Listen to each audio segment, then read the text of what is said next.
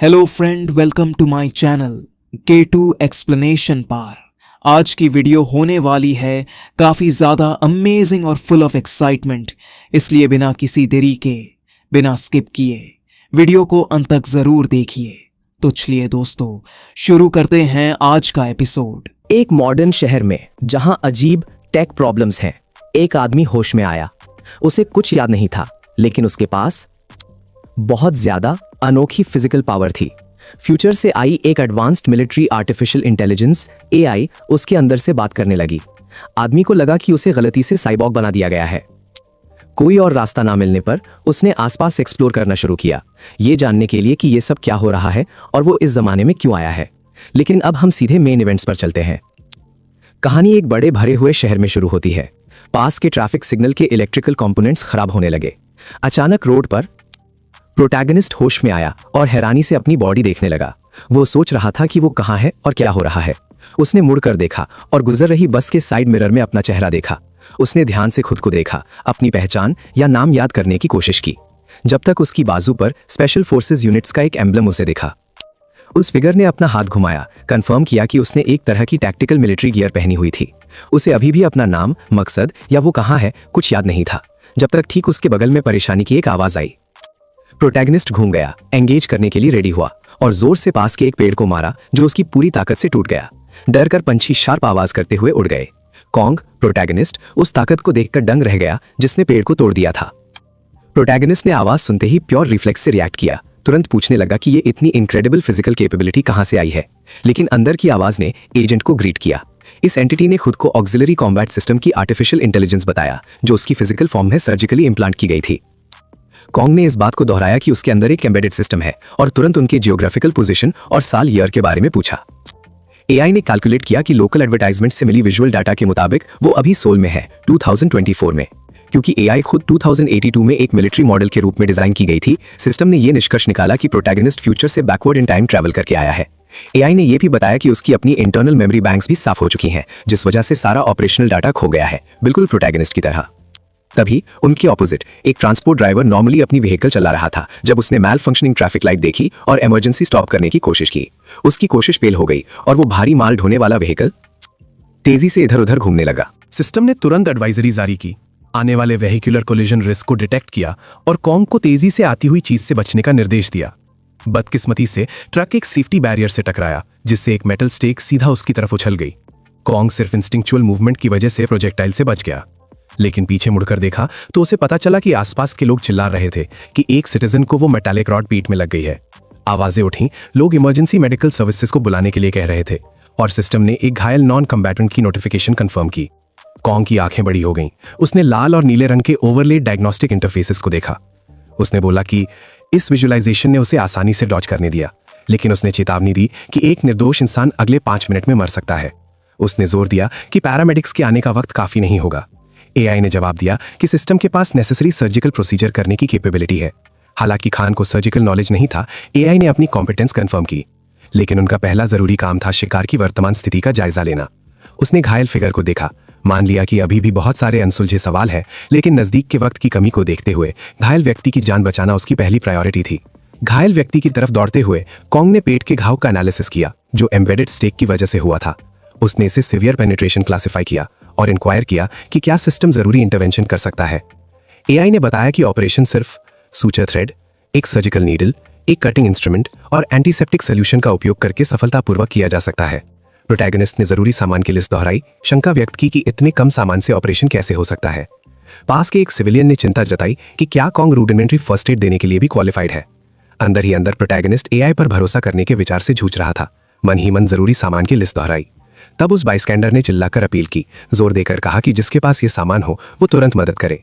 जैसे ही जरूरी चीजें इकट्ठी की गईं, आसपास के लोग जोर से स्पेक्युलेट करने लगे कि ये अजनबी कौन है और उसकी मेडिकल क्रेडेंशियल्स क्या है।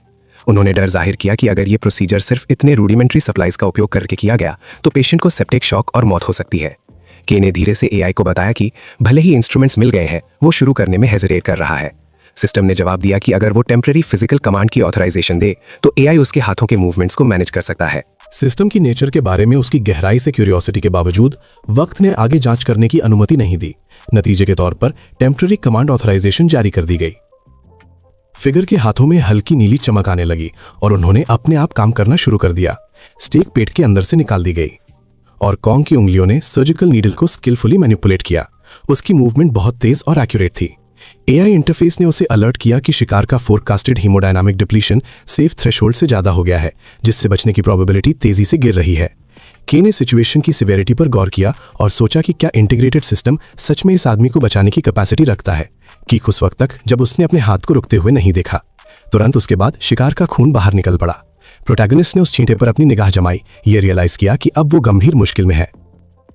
मेडिकल फैसिलिटी पहुंचने पर हॉस्पिटल स्टाफ ने पेशेंट के क्रिटिकल ब्लीडिंग की वजह से इमरजेंसी घोषित कर दी, जिसके लिए तुरंत सर्जिकल प्रिपरेशन की जरूरत थी। एक सर्जन उसके बाद बाहर आया, गहरी सांस लेते हुए। उसके साथ के सबॉर्डिनेट ने पूछा कि क्या प्रोसीजर खत्म हो गया। डॉक्टर ने पेशेंट के बचने की कंफर्म किया। कलीग ने बधाई दी और पूछा कि क्या चोट उतनी ही बुरी थी जितनी शुरू में लगी थी। सर्जन ने असेसमेंट को नकार दिया, फिर भी उसने गहराई से हैरानी व्यक्त की जब उसने रियलाइज किया कि अगर खून को वहीं ना रोका गया होता तो वो व्यक्ति ईएमएस ट्रांसपोर्ट से पहले ही मर चुका होता। हालांकि काफी खून बह चुका था, ज्यादातर को ट्रांसफ्यूजन से कंट्रोल कर लिया गया था। असिस्टेंट ने तब डॉक्टर से उसकी चिंता का कारण पूछा। फिजिशियन ने समझाया कि पेशेंट को सूचर्स लगे हैं, अंदर और बाहर दोनों तरफ, और ये स्टैंडर्ड हाउसहोल्ड थ्रेड का यूज करके किया गया था। अजीब बात यह थी कि स्टिचिंग पैटर्न पूरी तरह से एक जैसा था, जैसे किसी ऑटोमेटेड मशीनरी का आउटपुट हो। असिस्टेंट ने इस विचार को बेहुदा माना, जिसके बाद डॉक्टर ने खुद माना कि उसे एविडेंस पर शक था, जब तक एक व्यक्ति उनकी डिस्कशन को बीच में रोककर नहीं आया। खुद को डिटेक्टिव पाक क्योंग बताते हुए नए आए व्यक्ति ने पेशेंट की स्टेटस के बारे में जानकारी मांगी। डॉक्टर ने स्टेबिलिटी की पुष्टि की, लेकिन तुरंत क्योंग से सवाल किया कि क्या खुले सड़क पर इमरजेंसी सर्जरी होने की अफवाहें सही थी। क्योंग ने अपनी खुद की हैरानी मानी। उसने आगे बताया कि सिविलियन ने एक नाइफ मांगा था, लेकिन आखिर में एक यूटिलिटी बॉक्स कटर का इस्तेमाल किया।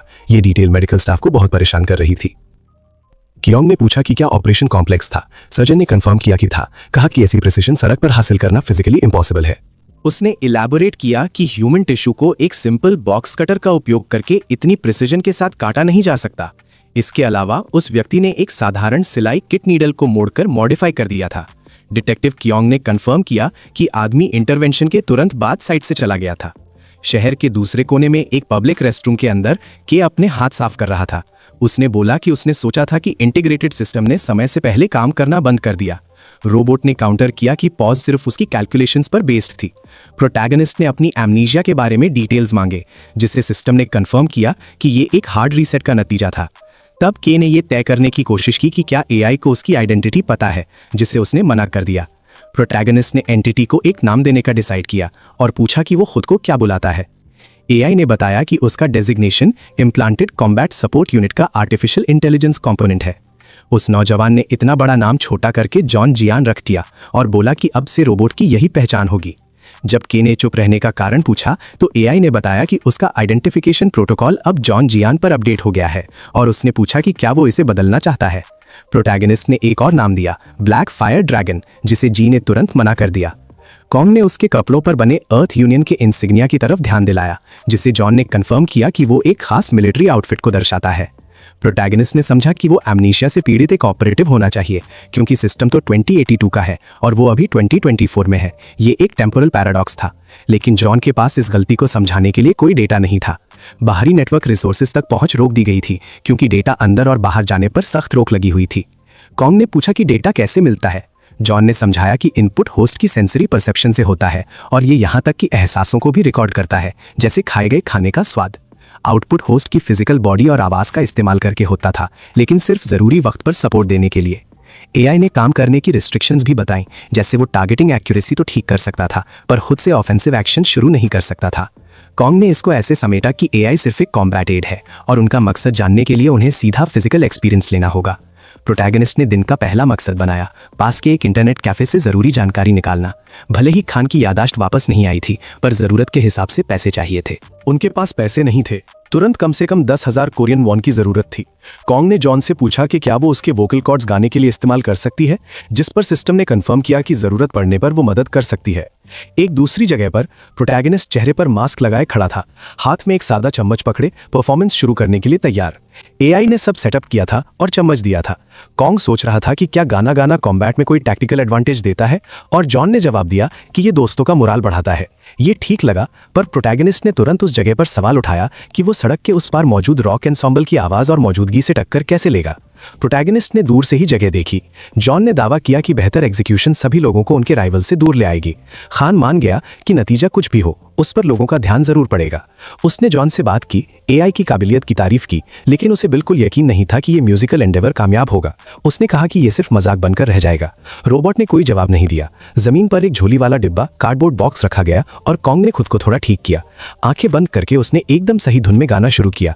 नौजवान ने तुरंत भीड़ को अपनी तरफ खींच लिया। लोग कमेंट करने लगे कि ये उनका पसंदीदा गाना है या आवाज बहुत अच्छी है। प्रोटैगनिस्ट ने पूछा कि क्या ये dramatic expressive heart fist pose बनाना सच में जरूरी है, और जॉन ने कंफर्म किया कि ऑडियंस से बेहतर इंटरैक्शन करना बहुत जरूरी है।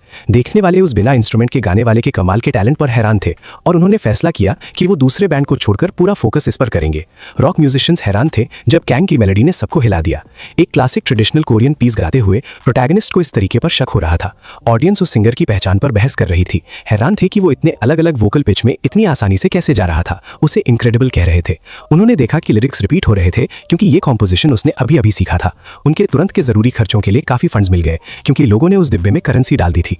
के ने कामयाबी पर बधाई दी और जल्दी से वहां से निकलने को कहा, और वो तेजी से भाग निकले जब भीड़ एनकोर के लिए चिल्लाने लगी। थोड़ी दूर पर एक सुनहरे बालों वाली लड़की ये सब देख रही थी। प्रोटैगनिस्ट की कंपेलिंग वोकल्स और स्ट्राइकिंग प्रेजेंटेशन से वो पूरी तरह इंप्रेस थी। ये एडमिरेशन तभी रुकी जब एक पेट्रन ने यूनियो को बताया कि टेबल 15 पर रामेन चाहिए। लड़की ने कंफर्म किया कि वो तुरंत टेबल पर जाएगी, लेकिन उसने कहा कि उसे गाना और सुनने की इच्छा हो रही थी।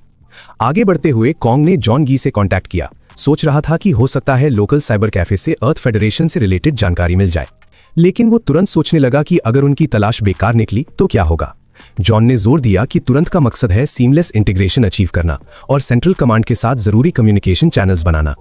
प्रोटैगनिस्ट को एक बुलेटिन दिखा जिस पर खाली एम्प्लॉयमेंट पोजीशंस का जिक्र था। रिक्वायरमेंट्स की लिस्ट में आइडेंटिफिकेशन और सीवी यानी रेज्यूमे शामिल थे और पहले का वर्क एक्सपीरियंस होने पर फायदा मिलता। ये मौका रहने की जगह सिक्योर करने का अच्छा तरीका था, खासकर जब एम्प्लॉयर्स अपने स्टाफ को खाना भी देते थे। जॉन ने कैलकुलेट किया कि अगर एंट्री सक्सेसफुल हो गई तो इंटेलिजेंस एक्वायर करने और मील्स ऑब्टेन करने दोनों मसले हल हो जाएंगे। कॉन्ग सीढ़ियों पर चढ़ने लगा। सोच रहा था कि अगर उसे एम्प्लॉयमेंट मिल गई तो वो वहीं रहने की परमिशन मांगेगा क्योंकि उसे अकोमोडेशन की जरूरत थी। जॉन ने असर्ट किया कि एक सिक्योर प्लेस ऑफ रेफ्यूज मिलने पर बाकी सारी छोटी ऑब्स्टिकल्स खुद ही ठीक हो जाएंगी। क्रूशियली कॉन्ग के पास अभी भी दूसरे सिविलियन अटायर नहीं थे। सिस्टम रजिस्ट्री ने कंफर्म किया कि उसकी कॉम्बैट फटीग्स में एक स्पेशलाइज्ड कैमोफ्लेज मैकेनिज्म लगा था जो कमीलियन मेमोरी फाइबर्स का इस्तेमाल करके अलग अलग नई विजुअल आइडेंटिटीज दे सकता था। ये गारमेंट अलग अलग पार्ट्स में बट सकता था और दूसरे स्टाइल्स में रिकन्फिगर किया जा सकता था। प्रोटैगनिस्ट ने अपने ऊपरी कपड़े से एक स्लीव डिटैच करने का ऑप्शन चुना और ऑल्टरेशन प्रोसेस शुरू किया। ये मॉडिफिकेशन पूरा होने पर उसने बहुत ही absurd ब्राइट रेड रंग का एंसेंबल पहना हुआ था। कॉन्ग ने रिमार्क किया कि उसके नए अटायर उन म्यूजिकल ग्रुप्स जैसे लगते हैं जिन्हें उसने पहले देखा था। फिर उसने जॉन से उसकी साइलेंस का रीजन पूछा। दो इंडिविजुअल स्टेयरकेस से ऊपर चढ़ रहे थे। इनिशियली वो जोर से कंप्लेन कर रहे थे कि इंसान को थोड़ा रिस्पेक्टेबली प्रेजेंट करना चाहिए, भले ही साइबर कैफे कितना भी पास हो। उनकी क्रिटिक तभी रुक गई जब उन्होंने प्रोटैगनिस्ट को ऊपर देखा और दोनों ही उसके शेयर हिडियसनेस ऑफ वार्डरोब चॉइस को देखकर हैरान रह गए। प्रोटैगनिस्ट ने उनकी तरफ देखा लेकिन वो पैर उसे पूरी तरह से इग्नोर करते हुए आगे बढ़ गए। खन ने उन्हें साइलेंट असेंट करते देखा। उसने समझा कि शायद उन्हें उसके कपड़े पसंद नहीं आए, जिसे जॉन ने कंफर्म किया। नतीजे के तौर पर प्रोटैगनिस्ट ने एक और अटेम्प्ट करने का डिसाइड किया और अपने क्लोथिंग फिर से ट्रांसफॉर्म किए। अब वो ऑर्डिनरी मैनर में ड्रेस था और स्टेप्स पर चढ़ गया। जॉन ने अप्रूव किया, नोट किया कि कैप ऐड करना एक ऑपरेटिव के लिए आइडियल कैरेक्टरिस्टिक है। खन ने साइबर कैफे का डोर नॉब घुमाया और अंदर स्टेप किया। इमीडिएटली कॉम्प्रिहेंसिव विजुअल स्कैन शुरू किया। उसने रजिस्टर किया कि 96% पेट्रन्स ऑनलाइन गेमिंग में एंगेज थे। उसके सिस्टम ने कंफर्म किया कि लोकल रिटेल एस्टैब्लिशमेंट्स और उनके पेमेंट सिस्टम्स का थरली असेसमेंट किया गया था, साथ ही प्रिपेयर्ड फूड ऑप्शंस की क्वालिटी और ट्रांजिएंट ऑक्यूपेंसी के लिए अवेलेबल स्पेसेस का भी। उसके प्रेजेंट सर्कमस्टांसेस को देखते हुए ये वेन्यू हाईली एडवांटेजियस था। प्रिवेलिंग एटमॉस्फेयर प्लासिड था। लोग इंटरनेट का यूज गेमिंग, वीडियो कंजम्पशन या जनरल ब्राउजिंग के लिए कर रहे थे। प्रोप्राइटर ने करेक्टली इन्फर किया कि प्रोटैगनिस्ट वेकेंट पोजीशन ढूंढ रहा है। उसने एप्लीकेंट की ऑडेसिटी पर सवाल उठाया, पूछा कि क्या वो बिना सीवी और आइडेंटिफिकेशन के आया है। हाउएवर, ओनर ने उसे क्विकली इन्फॉर्म किया कि वो रेज्यूमे ऑन साइट जनरेट कर सकता है, सिर्फ आईडी नेक्स्ट डे चाहिए होगी क्योंकि रिसेंटली डिपार्टेड स्टाफ मेंबर की जगह अर्जेंटली रिक्वायर्ड थी। ओनर ने प्राइवेटली होप किया कि प्रोटैगनिस्ट में नेसेसरी एप्टीट्यूड हो। उसका असेसमेंट था कि यंग मैन पूरी तरह से अनसूटेबल नहीं था, दो वो काम करने से ज्यादा अनवाइंडिंग में इंटरेस्टेड लग रहा था। उसके अट्रैक्टिव फीचर्स के बावजूद प्रोप्राइटर को सस्पेक्ट था कि उसकी कुलिनरी रेंज सिर्फ इंस्टेंट मील्स प्रिपेयर करने तक लिमिटेड है। उसने एप्लीकेंट पर प्रेस किया, demanding confirmation of his ability to operate a frying pan, emphasize करते हुए कि क्योंकि बिजनेस में फूड सर्विस इन्वॉल्व है, बेसिक प्रिपरेशन स्किल्स एसेंशियल है। जॉन ने बीच में इंटरपोज किया, अनाउंस किया कि उसके पास specialized military kitchen tactical cooking proficiencies है जो सोल्जर कॉमिसरी ऑपरेशंस के मैनेजमेंट में यूज होती हैं। प्रोटैगनिस्ट ने अपनी कैपेबिलिटी अफर्म की। ओनर ने इमीडिएटली उसे फ्राइड राइस की एक सर्विंग प्रिपेयर करने का टास्क दिया। कॉन्ग प्रिपरेशन एरिया में एंटर हुआ, किचन के एक कॉर्नर को इंस्पेक्ट किया। गिन ने साइमल्टेनियसली इन्वेंट्री किया और रिक्वेस्टेड डिश के लिए हर नेसेसरी कंपोनेंट को रिकॉग्नाइज किया। कॉन्ग ने इंक्वायर किया कि क्या वो ये टास्क हैंडल कर सकती है, stressing the necessity of excellent flavour, जबकि जियान ने उसके मोटर कंट्रोल तक प्रोविजनल एक्सेस मांगा। ये रिक्वेस्ट ग्रांट करके प्रोटैगनिस्ट ने देखा कि वो किचन टूल्स को मैनिपुलेट कर रहे हैं। रेफ्रिजरेटर खोला गया और इंग्रेडिएंट्स को सिस्टमैटिकली कलेक्ट करके वर्कस्पेस पर प्लेस किया गया। प्रोटैगनिस्ट ने सोचा कि उसकी शारीरिक हरकतें, मूवमेंट्स ऐसे लग रही हैं जैसे वो भूली हुई मसल मेमोरी वापस ला रहा हो। तभी मालिक ने कुकिंग एरिया में कुछ अनोखा होते देखा। वो हैरान था कि प्रोटैगनिस्ट सच में खाना बना रहा है। उसने सोचा था कि ये बस फ्रोजन चावल गर्म करेगा, कच्चे सामान से शुरू नहीं करेगा। प्रोटैगनिस्ट ने बहुत अच्छे से तैयारी की, फ्राइड राइस का हर हिस्सा ध्यान से मैनेज किया। मालिक उसकी रफ्तार स्पीड देखकर दंग रह गया। खान ने तैयार प्लेट पेश की और बताया कि डिश बन गई है। मालिक ने सोचा कि प्रोटैगनिस्ट के हाथ इतनी तेज चल रहे थे कि आंखों से ट्रैक करना मुश्किल था। एफिशिएंसी जरूरी थी, पर अगर स्वाद नहीं हुआ तो कोई फायदा नहीं। चिंता हुई कि इतनी तेज कुकिंग से खाना कच्चा रह गया होगा। उसने चम्मच में थोड़ा सा खाना लिया और बोला कि वो इसको टेस्ट करके देखेगा। मालिक ने वो चम्मच खाया और चबाने लगा। कॉन्ग ने मन में पूछा कि क्या स्वाद खराब है। शॉप के मालिक ने चबाना और निगलना खत्म किया, चम्मच नीचे रखा और कहा कि ये तो अनमैनेजेबल है। उसने तुरंत सोजू मांगी। फिर याद आया कि वो तो साइबर कैफे चला रहा है, ना कि अपना पसंदीदा ठेका। तभी यूनियो पास आई, उन्हें अंकल कहकर बुलाया और पूछा कि वो किस बात पर इतना चिल्ला रहे थे। मालिक ने उसे अपनी भतीजी चौनियो से मिलवाया और कहा कि दोनों अच्छे दोस्त बने। चौनियो ने प्रोटैगनिस्ट को पहचान लिया। ये वही था जो अभी बाहर आवाज लगा रहा था। प्रोटैगनिस्ट ने मन ही मन सोचा कि इसे कैसे पता चला। लड़की ने कहा कि ऐसी जबरदस्त आवाज होने के बाद साइबर कैफे में नौकरी करने की क्या जरूरत है। प्रोटैगनिस्ट ने जवाब दिया कि वो किसी भी काम को अच्छे से कर सकता है। मालिक खुश हुआ कि उसे एक यंग मेल कुक मिल गया है, ये देखते हुए कि यूनियो तो इंस्टेंट रामेन भी नहीं बना सकती। फिर उसने लड़के से उसके पसंदीदा काम के वक्त टाइमिंग के बारे में पूछा। कॉन्ग ने कहा कि उसे पार्ट टाइम और फ्लेक्सिबल आवर्स चाहिए। उसने ये भी बोला कि उसने यहाँ एक स्टोरेज फैसिलिटी देखी थी और उसे रहने के लिए यूज करने की परमिशन मांगी। मालिक ने पूछा कि क्या उसका कोई पक्का घर नहीं है। प्रोटैगनिस्ट ने साफ किया कि वो बहुत वक्त से बिना घर के था। मालिक को ये शर्तें बहुत ज्यादा लगीं, पर उसके टैलेंट को वो छोड़ नहीं सकता था। पास के कंपीटिंग साइबर कैफे की कामयाबी, जो उनके अच्छे खाने की वजह से थी, मालिक को पसंद नहीं थी। इसीलिए मालिक ने इस नए रिक्रूट को यूज करके अपनी रेप्यूटेशन बढ़ाने का सोचा। उसने स्टोरेज रूम, मुफ्त खाना और हफ्ते की डबल सैलरी ऑफर की। लेकिन यह सब तभी होगा अगर प्रोटैगनिस्ट की कुकिंग से उसकी इनकम बढ़ती है। प्रोटैगनिस्ट ने फिर दूर किसी को महसूस किया। एक लड़की ने किम जैसे कहा कि गेम शुरू करने से पहले खाना खा लो। उस लड़के ने कहा कि हम साइबर कैफे में ही खाएंगे क्योंकि यहाँ खाना मिलता है। लड़की ने विरोध किया, बोली कि यहाँ के खाने की क्वालिटी बहुत खराब है। कौन बीच में आया, नए कस्टमर से बात की और कहा कि पहले उसका बना खाना टेस्ट करें, फिर कोई फैसला लें। कुछ ही मिनट में फ्राइड राइस तैयार था। यूनियो और मालिक दोनों हैरान थे। प्रोटैगनिस्ट ने लड़की से सर्विंग प्लेट लाने को कहा। वो तुरंत दौड़ गई। डिश बन चुकी थी, प्रेजेंटेशन भी परफेक्ट थी। मालिक ने यूनियो को ऑर्डर डिलीवर करने को कहा। बाहर लड़की ने नए आदमी की हिम्मत, ऑडेसिटी पर कमेंट किया। उसे विश्वास नहीं था कि साइबर कैफे का खाना अच्छा हो सकता है। किम जे ने सोचा कि जब ऑर्डर दे ही दिया है तो जाने से पहले थोड़ा टेस्ट कर लेना चाहिए। उन्होंने डिश पेश की और बोला कि उनका फ्राइड राइस बन गया है। किम जे हैरान था, उसने तो अभी गेम शुरू भी नहीं किया था। फिर उसने दोनों स्टूडेंट्स को खाना एंजॉय करने को कहा। किम जे ने दुख जताया कि उन्होंने फ्राइड राइस सिर्फ इसलिए मांगा था क्योंकि ये महंगा लगता था। लड़की ने जवाब दिया कि यही ऑर्डर किया था, अब खाओ। दोनों तैयार हुए और चम्मच मुंह तक ले गए। वो तुरंत स्वाद से हैरान हो गए। उन्हें एक गहरी बात याद आई। उन्हें वो वक्त याद आया जब वो थोड़े मोटे बच्चे थे और एक मुर्गे का पीछा कर रहे थे। मुर्गे को पकड़कर वो घनी झाड़ियों के पीछे छुप गए थे उसे खाने के लिए। उनकी आंखों में आंसू आ गए जब उन्हें बिल्कुल वही स्वाद याद आया और जोश से कहा कि ये डिश जबरदस्त है और ये जगह फ्राइड राइस के लिए सबसे बेहतरीन है। दोनों ने तुरंत और ज्यादा सर्विंग्स मांगी। बाकी कस्टमर्स भी उत्सुक हुए। उन्होंने भी खाना टेस्ट करने का फैसला लिया, जिसके नतीजे में 2 और ऑर्डर आए और एक ऑर्डर दूर बैठे एक आदमी ने भी दिया। उनियो किचन की तरफ दौड़ी। उसने बताया कि एक साथ 12 एक्स्ट्रा फ्राइड राइस के ऑर्डर्स आए हैं। मालिक को शक था कि प्रोटैगनिस्ट इतने सारे ऑर्डर्स हैंडल कर पाएगा या नहीं। खान जियान की तरफ पलटा और पूछा कि क्या वो 12 डिशेस की स्वाद की क्वालिटी मेंटेन कर सकती है। जियान ने हाँ कहा, समझाया कि फील्ड टैक्टिकल कुकिंग में बड़े पैमाने पर तैयारी करनी पड़ती है और स्वादिष्ट खाना देना बहुत जरूरी है ताकि उन सिपाहियों का हौसला ना टूटे जिन्होंने अभी अपनी जान जोखिम में डाली है। खान ने कहा कि ये इंप्रेसिव है और उसने हाथों से कंट्रोल छोड़ दिया। शिफ्ट शुरू होने के लगभग 3 घंटे बाद मालिक, जिसके चेहरे पर अब खुशी चमक रही थी क्योंकि उसने बहुत पैसा कमा लिया था, ने आखिरकार एप्लीकेंट का नाम पूछा। इतने कम वक्त में जो रेवेन्यू आया था वो कमाल का था। उसने डबल पेमेंट का वादा फिर दोहराया, कंफर्म किया कि उसकी कोई छुपी हुई वजह नहीं है, बस वो अपने नए सक्सेसफुल स्टाफ मेंबर को रजिस्टर करना चाहता था। प्रोटैगनिस्ट ने अपना नाम नोंग येन बताया। शॉप के मालिक ने वादा किया कि वो खुद स्टोरेज एरिया साफ करेगा और सामान पूरा रखेगा और उसे अच्छे से काम करते रहने को कहा। जियान ने सवाल किया कि क्या प्रोटैगनिस्ट को उसका असली नाम याद आ गया है। उसने मना किया, बोला कि ये नाम बस इंस्टिंक्ट से आया है और ये तब तक चलेगा जब तक उसकी असली आइडेंटिटी वापस नहीं आती। एम्प्लॉयर ने फिर बताया कि और फ्राइड राइस के ऑर्डर्स आ रहे हैं। उसे यकीन था कि प्रोटैगनिस्ट मैनेज कर लेगा। थोड़ी देर बाद कंप्यूटर पर बैठा प्रोटैगनिस्ट बोला कि अब रहने की जगह मिल गई है। पर अपनी सैलरी निकालने के लिए उसे रियलाइज हुआ कि एक ऑफिशियल आइडेंटिटी जरूरी है। उसने पूछा कि क्या जी लोकल डेटाबेस में घुस सकती है। रोबोट ने हाँ कहा। कॉम ने फिर पूछा कि क्या बैंकिंग सिस्टम में भी ऐसे ही चेंजेस किए जा सकते हैं, पर यह पॉसिबल नहीं था क्योंकि उसकी फंक्शनल कैपेबिलिटीज सिर्फ लोकल नेटवर्क्स तक सीमित थी। प्रोटैगनिस्ट अपनी सीट पर पीछे झुका, बोला कि ये लिमिट तो पता थी क्योंकि उनका मिशन 2024 में छिपकर घुसने का था। फिर उसने पूछा कि क्या नकली डॉक्यूमेंट्स बनाना पॉसिबल है। जी ने ये कैपेबिलिटी कंफर्म की और प्रोटैगनिस्ट के हाथों पर थोड़ी देर के लिए कंट्रोल मांगा। कोरियन गवर्नमेंट के डेटाबेस में आइडेंटिटी रिकॉर्ड्स ढूंढने के लिए एक स्कैन शुरू हुआ। जी ने उसे सचेत रहने और साथ में विजुअल इंफॉर्मेशन इकट्ठा करने की सलाह दी। प्रोटैगनिस्ट ने कहा कि और विरोध ये ऑब्जेक्शन करने की जरूरत नहीं है, पर अचानक उसे एक गड़बड़ी अनॉमली दिखी और उसने रुकने को कहा और उस चीज के बारे में पूछा जो डिटेक्ट हुई थी। जियान ने बताया कि एक अनक्लासिफाइड सिस्टम एरर मिला है। Identity data corresponding to known पहले से रजिस्ट्री में मौजूद है और तो और साथ में मौजूद बायोमेट्रिक डेटा उसकी फिंगरप्रिंट से पूरा 100% मैच करता है। प्रोटैगनिस्ट हैरान था, खासकर ये जानकर कि ये फाइल अर्थ फेडरेशन ऑफ 2082 से आई थी। उसने तुरंत सोचा कि क्या यह ऑर्गेनाइजेशन 2024 के वक्त में भी काम कर रही है।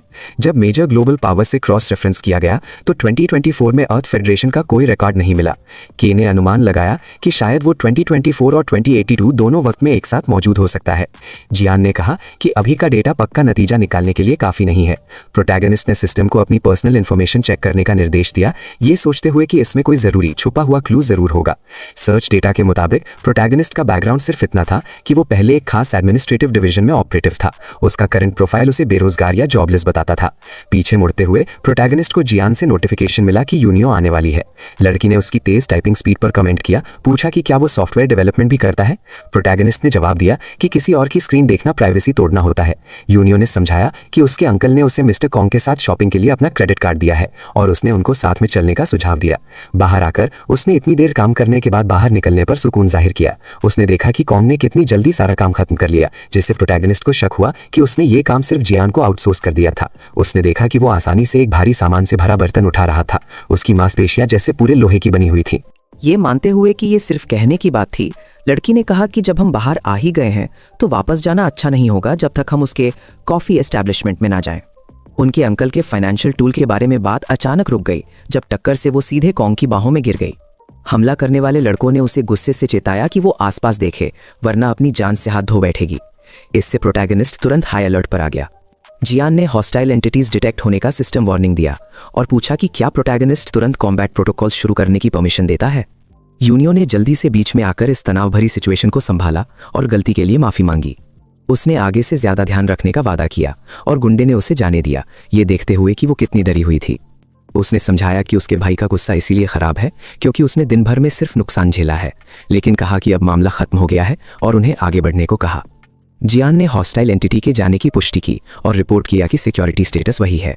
कॉन्ग ने बस उस सिचुएशन को गौर से देखा, फिर वो लिफ्ट से चौथे लेवल पर चले गए। उसने बाद में लड़की से पूछा कि क्या वो ठीक है। यूनियो ने कहा कि वो फिजिकली ठीक है, लेकिन इतना डर गई थी कि वो रो पड़ी थी। जैसे ही वो एस्टैब्लिशमेंट में वापस आए, मालिक उनकी तरफ दौड़ा, जोर से इमरजेंसी का ऐलान करते हुए और खास तौर पर यूनियो को बुलाते हुए। इंटरनेट कनेक्टिविटी अचानक बंद होने से पूरी जगह गड़बड़ हो गई थी। उसने टेक्निकल सपोर्ट को फोन किया था, लेकिन रिमोट असिस्टेंस बहुत देर से अवेलेबल नहीं थी। कॉन्ग ने गंभीरता से उस सीन को देखा, ये सोचते हुए कि कहीं उनके पिछले गवर्नमेंट डेटा सिस्टम्स में घुसने की वजह से कोई मलिशियस एंटिटी उन्हें ट्रैक तो नहीं कर रहा है। जियान ने तुरंत इस चिंता को खारिज कर दिया, ये बताते हुए कि 2024 में ऐसे ट्रैकिंग मेथड्स पुराने हो चुके हैं, इसलिए उन्हें अपने सेंट्रल बेस ऑफ ऑपरेशंस तक पहुंचना जरूरी था। कॉन्ग ने मेन सर्वर की जगह के बारे में पूछा, ये कहते हुए कि वो अपने ज्ञान का यूज करके उसे ठीक करने की कोशिश करेगा। जियान ने पुष्टि की कि सर्वेलेंस का कोई निशान नहीं मिला है, लेकिन सिस्टम ने एक अटेम्प्टेड पेनिट्रेशन डिटेक्ट की। कॉन्ग ने सवाल किया कि सिर्फ एक इंटरनेट कैफे को टारगेट करने का क्या रीजन हो सकता है। आर्टिफिशियल इंटेलिजेंस ने समझाया कि एक मलिशियस इंस्टॉलेशन, एक हैकिंग प्रोग्राम ने यहाँ के सिक्योरिटी सॉफ्टवेयर के साथ कॉन्फ्लिक्ट पैदा कर दिया था, जिसकी वजह से नेटवर्क सैचुरेशन हो गया। हो सकता है कि इस एस्टैब्लिशमेंट को टेस्टिंग ग्राउंड के रूप में इस्तेमाल किया गया हो। कॉन्ग ने एआई को अनऑथराइज्ड इंट्रूडर की पहचान ढूंढने का निर्देश दिया। जियान ने तुरंत उस व्यक्ति को ट्रैक करना शुरू किया, इनपुट डिवाइस पर तेजी से कमांड्स डालते हुए। हालांकि हैकर की ज्योग्राफिकल लोकेशन मिल गई थी, लेकिन सिग्नल को पकड़े जाने से बचने के लिए 7 अलग अलग सर्वर्स पर रीरूट किया गया था। इनमें से 6 नोड्स इंटरनेशनल थे, लेकिन एक लोकल था। कॉन्ग ने अंदाजा लगाया कि इंटरनेट कैफे का इतना पास होना डेलिब्रेट था, सिस्टम टेस्टिंग के लिए। उसने ज्योग्राफिकल डिस्टेंस के महत्व पर सोचा, ये बताते हुए कि शायद गलती करने वाला व्यक्ति फिजिकली वहां आया होगा सॉफ्टवेयर इंस्टॉल करने के लिए। शायद उन गुस्से वाले लोगों से जुड़ा हो जो पहले मिले थे। ये सोच तब टूटी जब एक कस्टमर जोर से चिल्लाने लगा कि वो एक इंपॉर्टेंट रैंक्ड कम्पिटिटिव गेम के दौरान अचानक डिस्कनेक्ट हो गया। यूनियो ने कस्टमर के सेशन टाइम को मुफ्त में बढ़ाने की पेशकश की, लेकिन वो दुखी कस्टमर उस मैच को हारने का अफसोस कर रहा था जो उसे प्रमोशन दिला सकता था। गुस्सा होते हुए कस्टमर्स को देखकर कॉन्ग ने जियान से कोई सोल्यूशन मांगा। एआई ने सुझाव दिया कि फूड आइटम्स देने से उन्हें शांत किया जा सकता है। आसानी से तैयार किए जाने वाले खाने की लिस्ट देखते हुए प्रोटैगनिस्ट ने ऑप्शन नंबर 3 चुना। कॉन्ग ने हल्के तरीके से छेड़ते हुए कहा कि जियान को पैसे कमाने का शौक लगता है। ये कॉन्सेप्ट ऑटोमेटेड एंटिटी समझ नहीं पाई।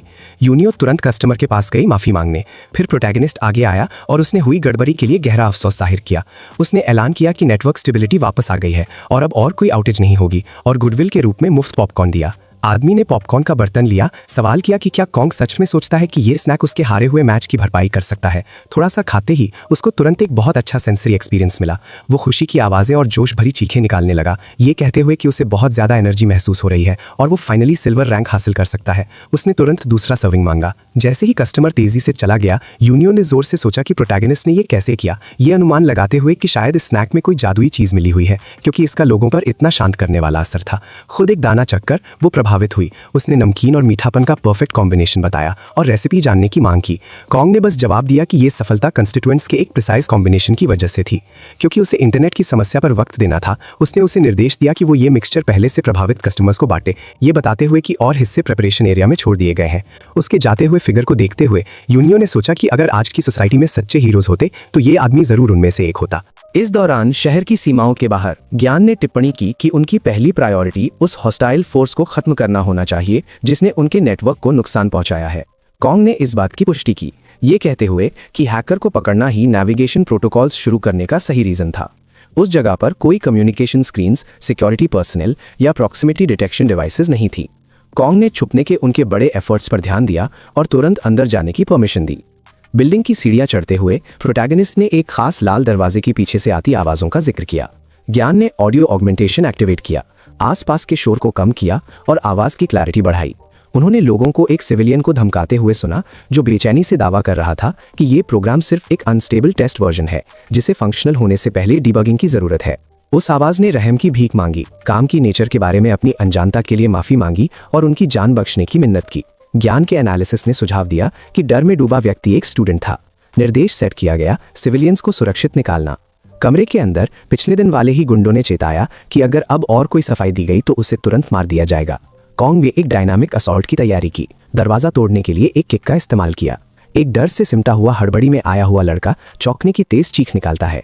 प्रोटैगनिस्ट ने अपना चेहरा एक प्रोटेक्टिव फेस कवरिंग और बेसबॉल कैप के पीछे छुपा लिया था। गुंडे उससे मुकाबला करने के लिए खड़े हो गए, उसकी तरफ बढ़ने लगे, जबकि वो दुखी स्टूडेंट रोता रहा, घबराहट में पूछ रहा था कि क्या यहाँ और दुश्मन मौजूद है।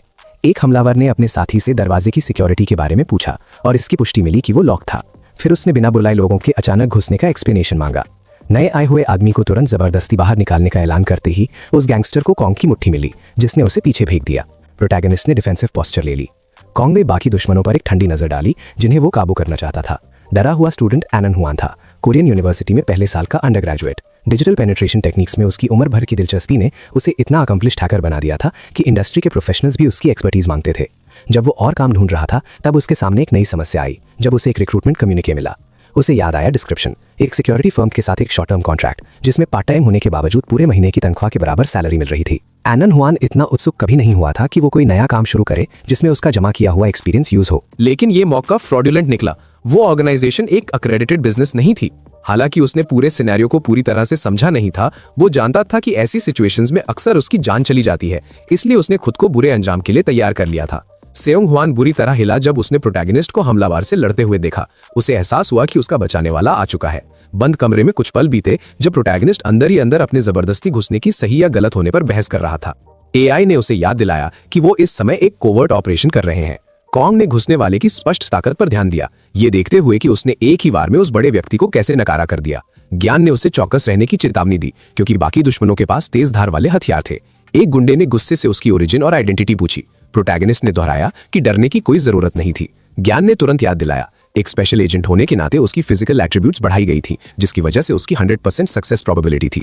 कॉन्ग ने नटाकिया ढंग से उस ग्रुप की तरफ इशारा किया, चिल्लाते हुए कहा कि वो बस वहां से गुजर रहा था। उसने हमले की आवाजें सुनी और बीच में आने का फैसला किया। ज्ञान ने रिपोर्ट किया कि ये एक अनचाही प्रोवोकेशन है, जिसकी वजह से दुश्मन की हॉस्टिलिटी में तेजी आ गई है। इसी के साथ लंबे बालों वाला गुंडा उस पे लपका, अपनी तलवार निकालते हुए। कॉन्ग ने धीरे से कहा कि फिजिकल डोमिनेंस तो पक्का है, लेकिन वो साइकोलॉजिकल प्रेशर डालने पर भी ध्यान देगा। लंबे बालों वाले क्रिमिनल ने हंसी उड़ाई कि कॉन्ग सिर्फ बातें कर रहा है, जबकि एक्शन तो वो ले रहा है। उसकी बात तब बुरी तरह टूटी जब उसके सिर पर एक तेज किक लगी, जिसकी वजह से वो सीधा छत में जाकर गड़ गया। तकले सर वाला हमलावर आगे बढ़ा और कॉन्ग को पागल बताया। खान ने तुरंत घूमा, अपना पैर निशाने पर लगाया और हमला करने वाले के सर पर मारा। वो आदमी बेहोश होकर गिर गया। इस तरह प्रोटैगनिस्ट ने उस पूरे ग्रुप को जल्दी से खत्म कर दिया।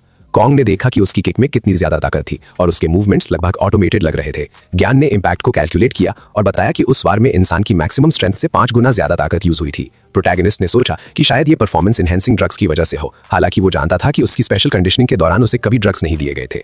सॉन हुआन ने उस आदमी को देखा जो खुद से बातें कर रहा था और सोचा कि वो कोई अंडरकवर पुलिस ऑफिसर हो सकता है जो छिपे हुए रेडियो से बात कर रहा हो, या शायद कोई सरकारी ऑपरेटर हो जिसको उस हैकर को पकड़ने के लिए भेजा गया हो। वो अभी कितना भी मासूम दिखे, उसकी हिस्ट्री बता रही थी कि वो एक बुरा डिजिटल इंट्रूडर था जिसने पैसा चोरी किया था और दूसरों के क्रेडेंशियल्स बदले थे। उसने सोचा कि क्या इसको पता है कि उसने 10 बार छोटी छोटी गलतियों के लिए अपनी स्किल्स यूज की थी। वो अपने पहले के इरादों पर सवाल उठा रहा था। फिर उसने जोर से बोला कि उसने इनमें से कोई काम नहीं किया था। उसने कहा कि वो सिर्फ ऑर्डर्स फॉलो करता था और असल में वो एक सीधा साधा आदमी है। उसने छोड़ दिए जाने की विनती की। कॉन्ग को एहसास हुआ कि अभी तक किसी ने भी उस पर कोई इल्जाम नहीं लगाया था। जियान के इंटरनल मैट्रिक्स ने सच होने की 90% प्रोबेबिलिटी दिखाई। इसके अलावा एआई ने तय किया कि उसमें एक व्हाइट हैट एथिकल हैकर वाली क्वालिटी है। इस पर कॉन्ग ने पूछा कि क्या सिस्टम ये डिफरेंस कर सकता है। जियान ने जवाब दिया कि वो लोगों के इमोशनल एक्सप्रेशंस और उनके बिहेवियर को एनालाइज करता है ताकि सच पता चल सके, और जितनी ज्यादा एक्यूरेसी होती है उतना ही भरोसा बढ़ता है। कॉन्ग ने एआई की कैपेबिलिटी को माना, लेकिन कहा कि अभी भी 10% झूठ बोलने का चांस है। फिर उसने सीधा पूछा कि सेंग हुआन यहां क्या कर रहा था। स्टूडेंट ने माना कि उसे एक टेम्पररी सिक्योरिटी ऑडिट की जॉब देने का झूठ बोलकर धोखा दिया गया था और उसे जबरदस्ती पिछले 3 दिनों से यहां बंद रखा गया था। जब काम खत्म हो गया तो इन बुरे लोगों ने उससे और बुरे काम करवाने की कोशिश की, खासकर मार्केट में गड़बड़ करना, जैसे कि स्टॉक मैनिपुलेशन। उसे ऐसे सॉफ्टवेयर बनाने का ऑर्डर मिला जिससे फाइनेंशियल ट्रेडिंग प्लेटफॉर्म्स पर झूठी कमेंट्स पोस्ट की जा सके। तुरंत उसके बाद वो लोग इस प्रोग्राम को इंस्टॉल करने के लिए सीधे लोकल साइबर कैफे पर चले गए। लीड कैरेक्टर को अपनी पहली मुलाकात याद आई। सेंग हुआन ने सोचा कि ये लोग जरूर किसी ऐसे ऑर्गेनाइजेशन के होंगे जो इसी तरह की मार्केट रिगिंग करता है। चूंकि उसका टेम्पररी घर ही उनका निशाना बन गया था, तो वो लोग जरूर किसी के कहने पर काम कर रहे होंगे, मतलब उनका कोई बड़ा ऑपरेटर जरूर होगा। हालांकि वो अभी सेफ था। उसने जाना कि उस अनजान ऑपरेटर को रोकना बहुत जरूरी है जिसने इन लोगों को हायर किया था। उनका भागना रोका जाना चाहिए। उसके बाद उसने उस लड़के को पुलिस को फोन करने को कहा और बताया कि उसका किडनैपिंग हुआ है। जब पुलिस आए तो लड़के को बस पूरी कहानी बता देनी थी। शॉन ने खुद के लिए होने वाले नुकसान पर चिंता जाहिर की। कॉन्ग ने फिर बूढ़ा कहे जाने पर गुस्सा किया और पूछा कि क्या उस लड़के को उसकी शक्ल भी याद है। उस सेल्फ प्रोक्लेम नर्ड ने बोला कि नहीं। खान ने कहा कि वो तो बस एक लकी बाय स्टैंडर्ड था जिसने किसी पर हमले की आवाज सुनी और मदद के लिए बीच में आ गया। उसने बताया कि वो अब जा रहा है और पूछा कि क्या उसे पुलिस के आने तक रुकना चाहिए। नर्ड ने मना कर दिया, लेकिन तुरंत पूछा कि क्या वो बेहोश गुंडों पर हल्का सा बदला ले सकता है, ये कहते हुए कि वो सेल्फ डिफेंस कर रहा है। प्रोटैगनिस्ट ने उसे भरोसा दिलाया कि वो आदमी होश में नहीं आएंगे और उसे आगे बढ़ने की इजाजत दी। शॉन ने मुट्ठी बंद की और पकड़े हुए क्रिमिनल की तरफ बढ़ा, उसके सर पर वार करने के लिए। अचानक वो टकला आदमी होश में आ गया। उसकी कान फाड़ने वाली चीख ने सबको डरा दिया, यहाँ तक कि कॉन्ग को भी। पुलिस की गाड़ियां उसी वक्त उस जगह पर पहुंच गईं। पुलिस ऑफिसर्स ने पूछा कि क्या क्रिमिनल्स को चोट लगी है और कंफर्म किया कि वो जिंदा थे। फिर उन्होंने सेहुआन से सिचुएशन के बारे में सवाल किए। उस नौजवान ने बताया कि उन गुंडों ने उसे 3 दिनों तक बंदी बना के रखा, उसे मारा पीटा जब तक उसने स्टॉक मार्केट मैनिपुलेशन के लिए सॉफ्टवेयर नहीं बना दिया और ना करने पर जान से मारने की धमकी दी। एक ऑफिसर ने फिर पूछा कि उन गुंडों को किसने बेहोश किया। सोन ने समझाया कि उसने कुछ नहीं किया। एक आदमी ने आवाज सुनी और मदद के लिए आया। मौजूद डिटेक्टिव ने बोला कि ये आदमी शेयर प्राइसेस को मैनिपुलेट करने में शामिल थे। इससे कंफर्म हो गया कि कोई बड़ा मास्टरमाइंड है। उसने यंग को निर्देश दिया कि जब ये जागें तो इनको अच्छे से सवाल करें, ये देखते हुए कि शायद वो नशे में होंगे। डिटेक्टिव ने प्रेडिक्शन की कि इस तरह पूरा कन्फेशन मिल जाएगा। यंग ने पूछा कि इतनी गहरी चोटें किसने लगाई। डिटेक्टिव ने जवाब दिया कि वो तो बस एक राह चलता आदमी था। उसने यंग को यकीन दिलाया कि चोटें सिर्फ हड्डियों के फ्रैक्चर तक ही सीमित है और जानलेवा नहीं है। और ये भी जोड़ा कि उन सस्पेक्ट्स ने ही पहले चाकू निकालकर वायलेंस शुरू किया था। जब यंग ने और निर्देश मांगे तो डिटेक्टिव ने उसे सारी सर्वेलेंस रिकॉर्डिंग्स निकालने का ऑर्डर दिया ताकि उस विजिलेंटे की पहचान हो सके, जबकि उस आदमी को पकड़ने की जरूरत नहीं थी, लेकिन मामले की गंभीरता की वजह से पूरी जांच जरूरी थी। जैसे ही केस सड़क पर आगे बढ़ा, ज्ञानी ने उससे आने वाले सर्वेलेंस डिवाइस के बारे में अलर्ट किया और तुरंत राइट टर्न लेने की सलाह दी। प्रोटैगनिस्ट ने कंफर्म करना चाहा कि क्या आसपास की बिल्डिंग्स में कैमरा नहीं है, जिसको शियान ने कंफर्म किया, ये कहते हुए कि मिशन को सफलतापूर्वक पूरा करने के लिए ये जरूरी है। खान ने सिर्फ एक थप्पड़ से तकले आदमी के अचानक होश में आने पर सच्चा हैरानी जाहिर की, जिसे शान ने सिर्फ रिफ्लेक्सिव एक्शन बताया। प्रोटैगनिस्ट ने यह पॉसिबिलिटी रखी कि क्या जियानी में मोबाइल फोन की कैपेसिटी है, जिसे आर्टिफिशियल इंटेलिजेंस सिस्टम ने कंफर्म किया कि वो प्रोवाइड नहीं कर सकता। इसलिए उस नौजवान ने एक हैंडसेट खरीदने का फैसला किया, लेकिन पैसा ना होने की वजह से उसने सोचा कि उसके टेम्परेरी रहने की जगह पर जाना जरूरी है। इस घटना के बाद 3 दिन बीत गए। सिविलियन हैकर के भाग जाने के अगले दिन कॉन्ग उस लोकेशन पर गया जहां वो आदमी था, ये उम्मीद करते हुए कि उसके बारे में कोई इंफॉर्मेशन मिलेगी, लेकिन वो एड्रेस तो सिर्फ कोंगवान प्रोविंस में एक सूनी झीली जमीन पर ले गया। बिना सबूत वाली रिपोर्ट्स कह रही थी कि पूरा घर जला दिया गया था। इस वजह से कॉन्ग सोचने लगा कि वो आदमी कौन था, वो जगह कैसी थी और क्या वो सच में फ्यूचर से बात कर रहा था या वो फ्यूचर से आया हुआ टाइम ट्रैवलर था जो पिछले समय में रहने लगा था। चूंकि ज्यादा काम की इंफॉर्मेशन नहीं मिल सकी, वो वापस लौटने के लिए मजबूर हो गया। उसका दिमाग सवालों से भरा था, लेकिन हाथ खाली थे। साइबर कैफे लौटने पर शांति का समय आया और बिजनेस लगातार बढ़ने लगा। उन सील के साथ उसके काम की वजह से उस जगह को बहुत पहचान मिली, जिसमें की ओपिनियन लीडर्स के प्रमोशनल एफर्ट शामिल थे और खासकर वो खास खाने की रेसिपीज जो सिर्फ तभी मिलती थी जब वो खुद वहां होता था। जब कॉन्ग नहीं होता था तो ये खास खाना मेन्यू से हटा दिया जाता था। ये अजीब तरह का डिस्ट्रीब्यूशन स्ट्रेटेजी एक हैरानी भरा रिजल्ट लाया। कैफे में ग्राहक तब भी आने लगे जब उसकी छुट्टी होती थी, जबकि कुछ लोग सिर्फ खाने के लिए आते थे। ज्यादातर ग्राहक कम से कम 1 या 2 घंटे के लिए कैफे की सर्विसेज यूज करते थे। मालिक चा डोंगसुक के एक्सप्रेशंस को देखते हुए यह साफ था कि ग्राहकों की संख्या बहुत बढ़ गई थी। लगता था कि उसने और अर्ली वर्कर्स को रिक्रूट किया था। जब उसने नए हायर को इंट्रोड्यूस करवाया और उसका नाम पूछा तो वो पहचानी हुई थोड़ी पढ़ी लिखी आवाज आई। उसने मिलकर खुशी जाहिर की और अपना नाम सियान हुआन बताया। जियानी ने तुरंत बीच में टोकते हुए कहा कि ये वही आम आदमी है जिसको ठीक 72 घंटे पहले कैद से छुड़ाया गया था। डोंगसुक ने बताया कि नए एम्प्लॉय के पास कंप्यूटर साइंस में डॉक्टरेट है। सियान हुआन ने यह कंफर्म किया और कहा कि वो खराब इक्विपमेंट को तुरंत ठीक कर सकता है। फिर उसने इज्जत से अपना सर झुकाया और यूनियो और कॉन्ग के साथ अच्छे से काम करने की इच्छा जताई। सियान हुआन ने अकेले में सोचा कि उसके अप्लाई करने की वजह यह हो सकती है कि वो कैफे को हुए नुकसान पर शर्मिंदा था, भले ही वो काम उससे जबरदस्ती करवाया गया था। उसने मेहनती वर्कर होने का वादा किया। डोंगसुक ने कॉन्ग को इंट्रोड्यूस किया, उसे वो कुकिंग जीनियस बताया जिसकी वजह से ये कैफे मशहूर हुआ था, और ये भी कहा कि वो टेक्नोलॉजी में भी माहिर है और नए हायर्स को मिलकर काम करने के लिए एनकरेज किया। सियान हुआन ने एक बात नोटिस की और सोचा कि कॉन्ग उससे जरूर सीनियर होगा, जिस वजह से प्रोटैगनिस्ट को यह एहसास नहीं हुआ कि वो ये सब देख रहा है। उस नौजवान ने कॉन्ग से मिलकर दोबारा खुशी जाहिर की और उससे बोला कि वो उसका ख्याल रखे। खान ने भी हाथ मिलाया और उसकी बात मान ली। उसी वक्त जियानी ने एक वार्निंग दी, इस आदमी के साथ काम करने से कॉन्ग का कोवर्ट ऑपरेटिव स्टेटस खतरे में पड़ जाएगा, और सजेस्ट किया कि वो मालिक से सियान हुआन को निकलवा दे। प्रोटैगनिस्ट ने जवाब दिया, सवाल किया कि जब उसने सियान हुआन को ह्योंग बड़े भाई कहकर बुलाया है तो वो ये रिक्वेस्ट कैसे कर सकता है। उसने कंफर्म किया कि वो उस नौजवान के साथ अच्छे से मेहनत से काम करेगा। बाजार में उन्होंने दिन भर की खरीदारी की लिस्ट ध्यान से देखी। ये कंफर्म किया कि सारी जरूरी चीजें मिल गई हैं और वो कॉन्फिडेंशियल फॉर्मूला सुरक्षित कैटलॉग हो गया है। प्रोटैगनिस्ट ने कहा कि जियानी पैसे और सामान मैनेज करने में कुछ ज्यादा ही स्ट्रिक्ट लगती है। एआई ने जवाब दिया कि पैसों का हिसाब रखना एक ऑपरेटिव के लिए बहुत जरूरी है और मिशन सक्सेसफुल बनाने के लिए ये क्रिटिकल है। खान ने माना कि होशियारी और चुपके रहना इंपॉर्टेंट है, पर उसने कहा कि उसका मन अब रिलैक्स करने और कुछ खाने का कर रहा है। अचानक पूरे एरिया में फायर वार्निंग की तेज आवाज गूंज उठी। शांति से भरी सड़क को देखते हुए प्रोटैगनिस्ट ने जियानी पर इल्जाम लगाया कि उसने जानबूझकर मैलफंक्शन किया ताकि बात बदल जाए। रोबोट ने मना किया। कॉन्ग ने डिसाइड किया कि वो आगे बढ़ेगा, ये सोचकर कि कोई असली इमरजेंसी नहीं है। तभी अचानक हवा में एक धमाका हुआ। वो कुछ देर के लिए हैरान रह गया जब आसपास के लोग आग से दूर भागते हुए घबराहट में इधर उधर दौड़ने लगे।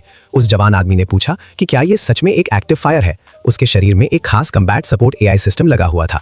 उसकी आंखें बहुत तेज देख सकती थीं, उसके कानों में एक एक्स्ट्रा मॉड्यूल था और उसके पैर ताकत के लिए मजबूत किए गए थे। इतनी बड़ी आग को बुझाने की कैपेसिटी उसमें हो सकती थी। उसने एक अलग पोस्चर बनाया और जोर से बोला, फायर सप्रेसिंग बर्स्ट, पर इसका कोई असर नहीं हुआ और वो एक आम आदमी जैसा ही दिखा। जियान ने फौरन पूछा कि क्या ऑपरेटिव का मेंटल ब्रेकडाउन हो गया है। कॉन्ग ने सोचा कि उसके पास क्रायोजेनिक बीम की कैपेबिलिटी नहीं है। गियानी ने सोचा कि अगर उसमें ऐसी एबिलिटी होती तो क्या वो अब भी इंसान कहलाता। प्रोटैगनिस्ट ने फिर आग बुझाने का सबसे आसान तरीका पूछा। एआई ने जवाब दिया कि फायर डिपार्टमेंट को कॉल करना ही सही प्रोटोकॉल है, तब तक जब तक बिल्डिंग की सबसे ऊपर वाली मंजिल से एक दर्द भरी चीख नहीं आई। एक छोटी लड़की मदद के लिए परेशानी में पुकार रही थी, जिससे देखने वाले लोग घबरा रहे थे कि क्या करें। कॉन्ग ने फायर रेस्क्यू टीम का एक्सपेक्टेड ETA पूछा। जियान ने आने का वक्त 4 मिनट बताया। इस बात की बहुत ज्यादा पॉसिबिलिटी थी कि वो आग इन 4 मिनट में ऊपर की मंजिल को पूरी तरह जला देगी। अगर तुरंत उसे ना निकाला गया तो लड़की के मरने का 99% चांस था। खान ने अपना प्रोटेक्टिव फेस कवरिंग पहना और गियानी को बिल्डिंग में घुसने का रास्ता ढूंढने को कहा। गियानी ने कंफर्म किया कि सामने की दीवार से कोई रास्ता नहीं है, पर उसने एक दूसरा रास्ता बताया जहां जहरीली हवा कम लगेगी और ऊपर चढ़ना आसान होगा। पैनल्स और बाहर निकली हुई चीजों का सहारा लेकर प्रोटैगनिस्ट बहुत तेज रफ्तार से दीवार पर चढ़ने लगा। वहां खड़े लोग कहने लगे कि ये आदमी पागल है और उन्हें उसके बचाने की एबिलिटी पर शक था। प्रोटैगनिस्ट वे एआई से रिक्वेस्ट की कि वो नीचे की मंजिलों में बचे हुए लोगों को स्कैन करे। गियानी ने रिपोर्ट दी कि अंदर कोई एक्टिविटी नहीं है, कंफर्म करते हुए कि ज्यादातर लोग पहले ही निकल चुके हैं। खान ने रिपोर्ट सुनकर एक खिड़की के फ्रेम को मजबूती से पकड़ लिया। देखने वाले लोग उसकी तुलना स्पाइडरमैन से कर रहे थे, ये सोचकर कि वो कोई प्रोफेशनल एरियलिस्ट या कोई स्पेशलिस्ट है। गी ने फौरन उसे अलर्ट किया कि ठीक उसके रास्ते में एक डेटोनेशन होने वाला है। पास के शीशे में वाइब्रेशन देखकर खान तेजी से झूल गया ताकि ब्लास्ट से बच सके। उसने कहा कि उसकी मजबूत पकड़ ने चोट लगने से बचा लिया, जिस पर गियानी ने उसे पहले से इन्फॉर्म करने के लिए थैंक यू कहने को कहा। प्रोटैगनिस्ट ने बिल्डिंग की मंजिलों पर छलांग लगाना जारी रखा। ऊपर पहुंचकर उसने गहरी सांस ली। रोती हुई बच्ची ने ऊपर देखा। प्रोटैगनिस्ट ने अपना हाथ आगे किया। उसने अपने बचाने वाले को पुकारा और अपने हाथ बढ़ाए और उसकी गोद में गिर गई। उसी वक्त गियानी ने वार्न किया कि हालत खतरनाक है और आग जितनी तेजी से सोचा था उससे ज्यादा फैल रही है। प्रोटैगनिस्ट ने जोर से सोचा कि क्या उसका मकसद इस लड़की के साथ ही मर जाना है, जिससे वो लड़की घबरा गई।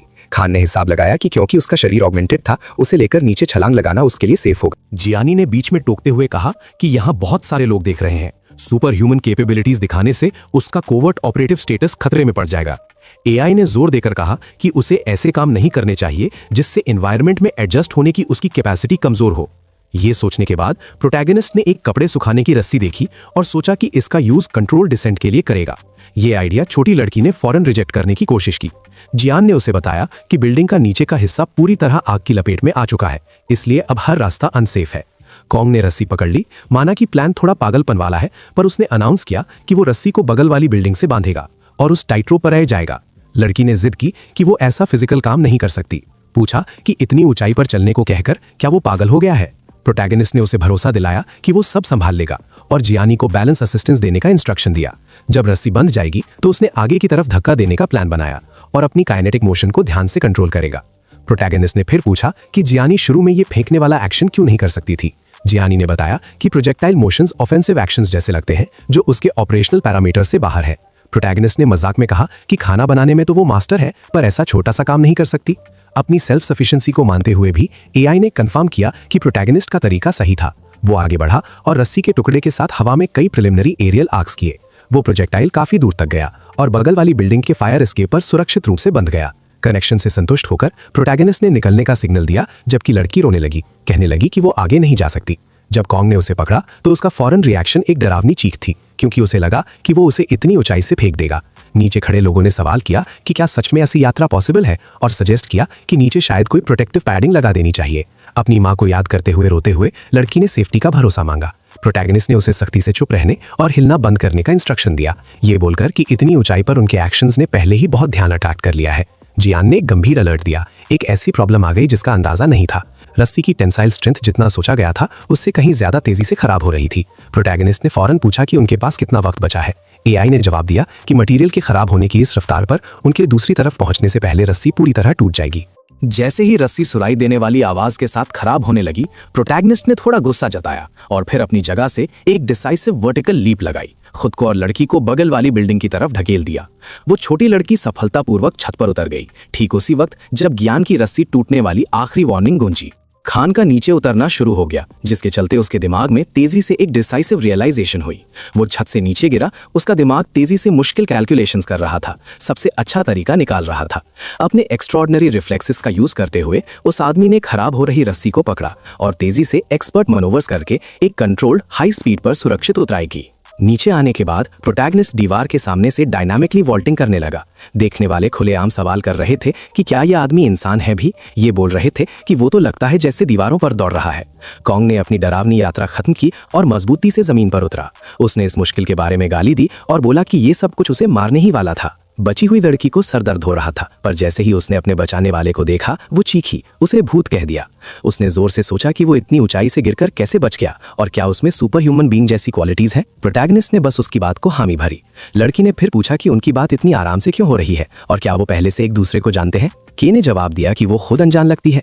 वो घूमा और अपनी नाखुशी जताते हुए बोला कि ज्ञान का अंदाजा गलत था। उसने तो एआई पर भरोसा किया था क्योंकि वो स्ट्रेटेजिक स्पेशल ऑपरेशन से जुड़ी है। आर्टिफिशियल इंटेलिजेंस ने समझाया कि उसकी गलती ये थी कि उसने फ्लामेबिलिटी का हिसाब नहीं लगाया। अचानक वो लड़की पास आई, पूछने लगी कि क्या वो सच में उस मशहूर हो रहे लोकल इंटरनेट कैफे का मालिक है। प्रोटैगनिस्ट ने गुस्से में पूछा कि उसे ये इन्फॉर्मेशन कहाँ से मिली। उस दिन बाद में इमरजेंसी सर्विसेज पहुंचे और फायर सप्रेशन टीम्स ने बिल्डिंग की आग बुझा दी। प्रोटैगनिस्ट के रेस्क्यू का फुटेज कई लोग अपने मोबाइल डिवाइसेस पर देख रहे थे। उन्होंने देखा कि वो एक इंसान को खाली जगह से ले जाते हुए केबल से खुद को सिक्योर कर रहा था। लोग अंदाजा लगा रहे थे कि क्या वो कोई मशहूर माउंटेनियर है, एरियल नेविगेशन का एक्सपर्ट है या कोई ऐसा ही प्रोफेशनल है। इन्वेस्टिगेटर्स ने कहा कि अगर कोई भी जांच का क्लू बचा है तो वो सिर्फ फेंका हुआ खरीदारी का कचरा ही होगा। एक बचाने वाले को बस अपने फिजिकल एक्सट्रीमिटीज चाहिए होते हैं ऐसे काम के लिए, और लॉजिक कहती है कि जो कोई भी ऊपर जाते हुए प्लास्टिक बैग पकड़ेगा वो उसे छोड़ देगा।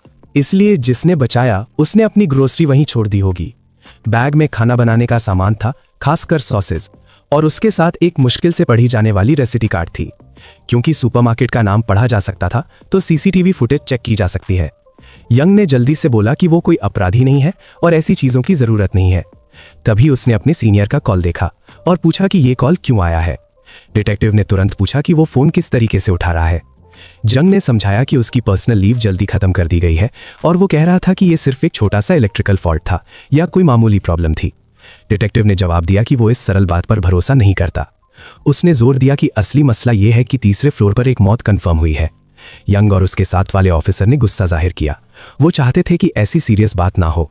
फिर भी यंग ने हाँ की और कहा कि वो उस अनजान शख्सी द वॉन्डरर को एसबीए के अंदर, खासकर हैडॉक नाम के अकोमोडेशन में ढूंढना शुरू करेगा। लड़की बाहर आई और बोली कि गर्म पानी का नहाना बहुत अच्छा था। कॉन्ग ने उसे याद दिलाया कि उसने अभी उसकी जान बचाई है और फिर भी वो उसके नहाने का खर्चा उससे मांग रही है।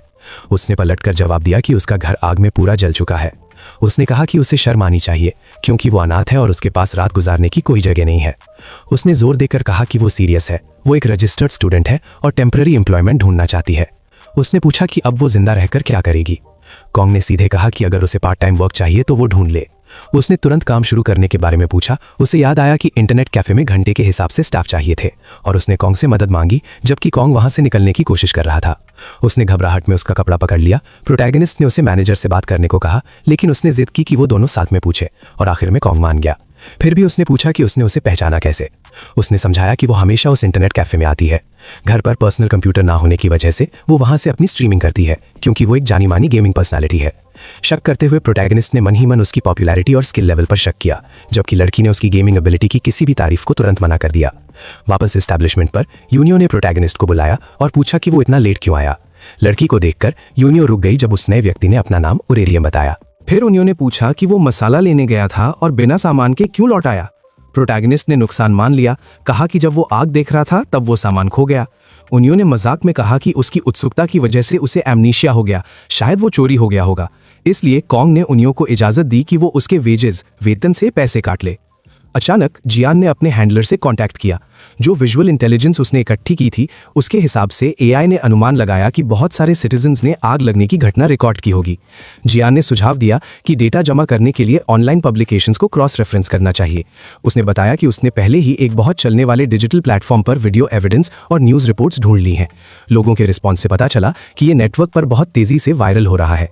कॉन्ग ने इस खतरे को हल्के में लिया। एआई को भरोसा दिलाया कि जीन सारी रिकॉर्ड की गई मीडिया को मिटा देगी, लेकिन जियान ने साफ किया कि वो मुख्य रूप से एक कॉम्बैट एल्गोरिदम है और उसके पास ऑफेंसिव साइबर कैपेबिलिटीज नहीं है। उसने जोर दिया कि पिछली हैकिंग सिर्फ पर्सनल आइडेंटिटी ऑल्टरेशन तक ही सीमित थी। हालांकि उसके पास मिलिट्री ग्रेड डिफेंसिव प्रोफिशिएंसीज हैं, लेकिन अभी ऑफेंसिव प्रोग्रामिंग ना होने की वजह से वो अपनी स्किल्स दिखा नहीं सकती।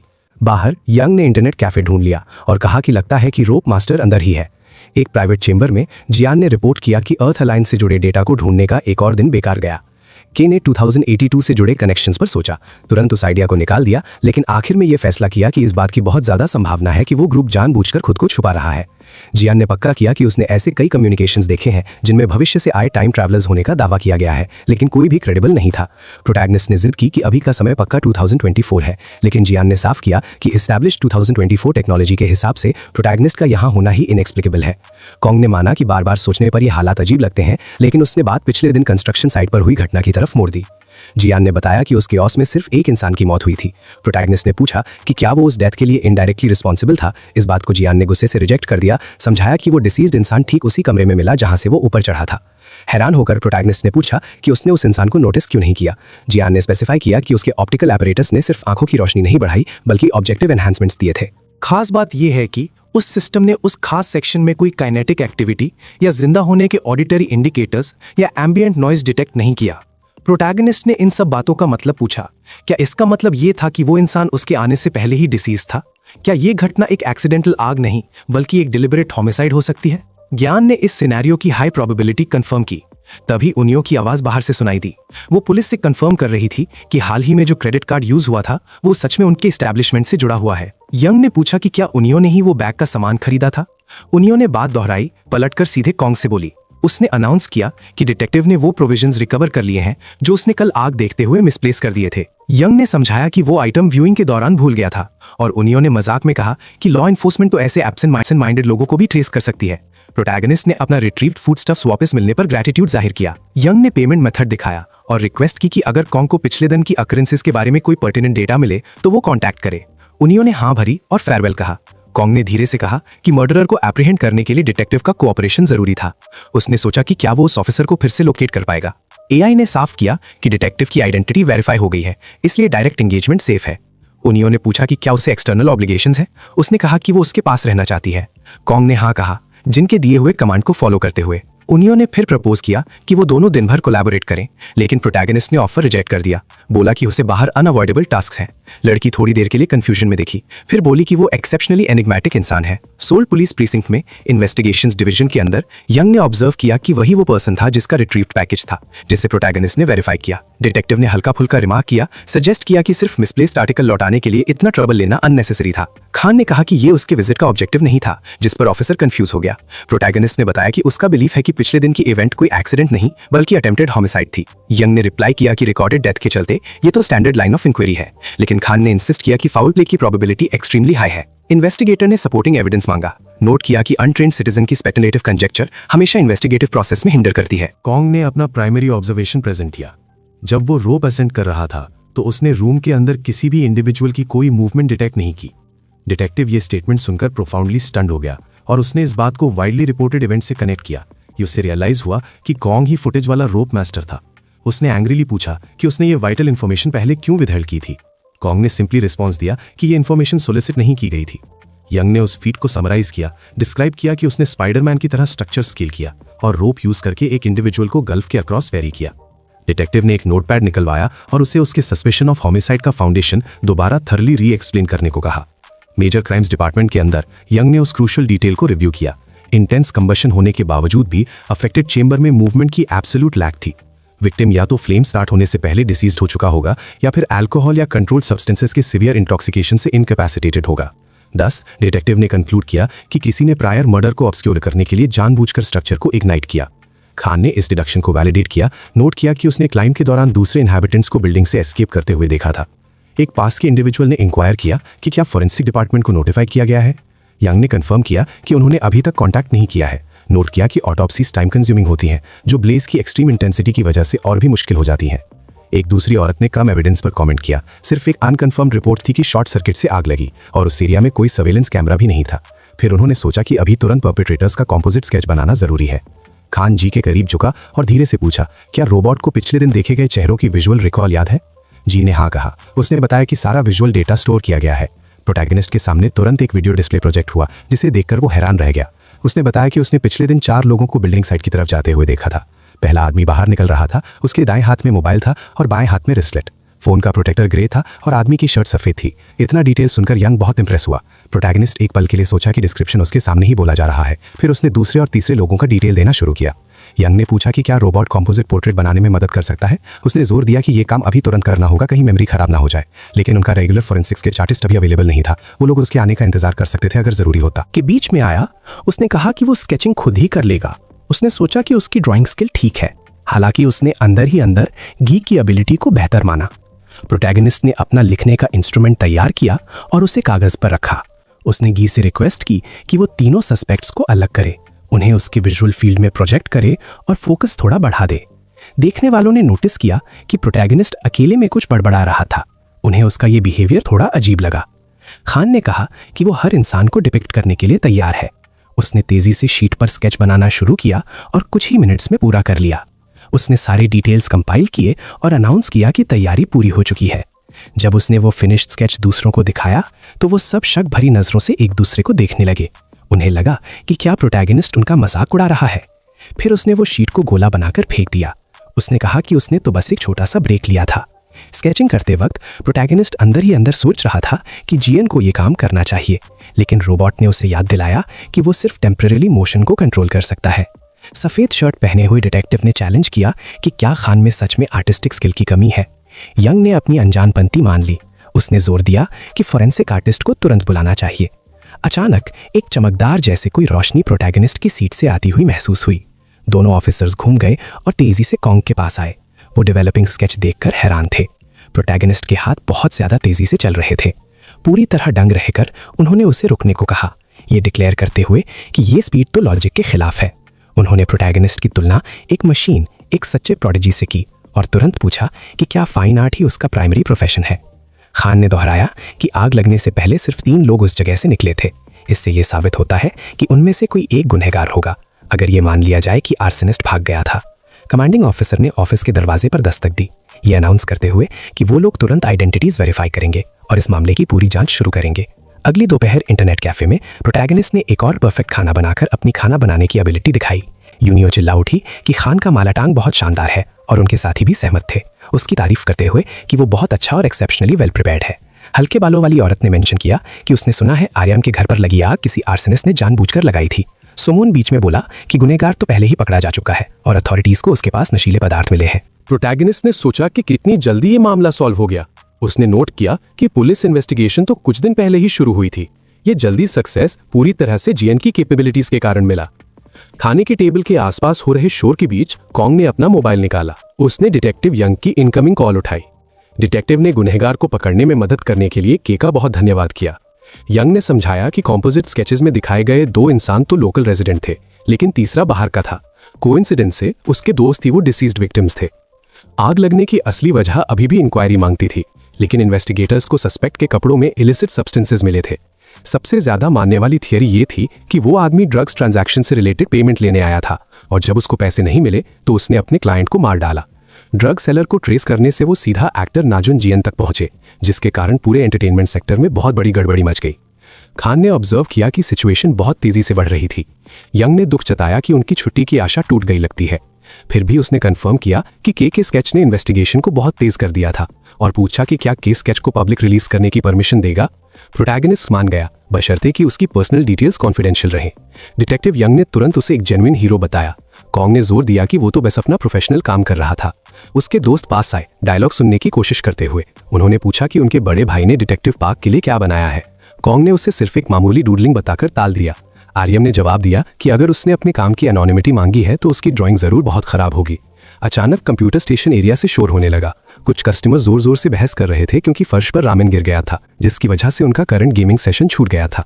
यूनियो ने रिमार्क किया कि ये बार बार होने वाली घटना एक बार फिर हो गई है और सॉन हुआ ने डिक्लेयर किया कि लेटेस्ट हायर की जिम्मेदारी है सफाई करना।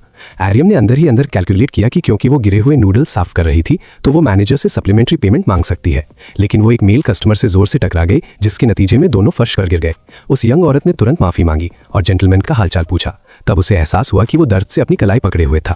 उसने उसे ज्यादा होशियार रहने की सलाह दी, ये सजेस्ट करते हुए कि हो सकता है उसकी हड्डी टूट गई हो। एरियम रोने लगी, किसी को इमरजेंसी सर्विसेज को फोन करने को कहा, जबकि कॉन्ग ने स्केप्टिकली पूछा कि क्या सच में इंजरी है। जियान ने हाथ के मूवमेंट को असेस किया, ये बताते हुए कि फ्रैक्चर होना सच में पॉसिबल है। चोट को ठीक से चेक करने के लिए उसे उस एरिया को पैल्पेट करके देखना पड़ेगा और आदमी का रिएक्शन ऑब्जर्व करना पड़ेगा। घटनों के बल बैठा उसने उस जगह को छूने की परमिशन मांगी, जो कस्टमर ने तुरंत दे दी। उसने पहचान लिया कि वो ओनर है। छूते ही वो आदमी दर्द से जोर से कराहा। जियान ने लिगामेंट्स और आर्टिकुलेशंस को चेक किया और यह तय किया कि कलाई सिर्फ स्प्रेन हुई है। प्रोटैगनिस्ट ने कंफर्म किया कि हड्डी ठीक है और दर्द कम करने के लिए एक खास मसाज करने की ऑफर दी। सुंग हुआन ने अपने बड़े भाई की एक्सेप्शनल मसाज स्किल्स पर रिमार्क किया, जिसके कारण ओनेओ ने मजाक में कहा कि वो जानबूझकर खुद को चोट पहुंचाएगी ताकि उसे ट्रीटमेंट मिले।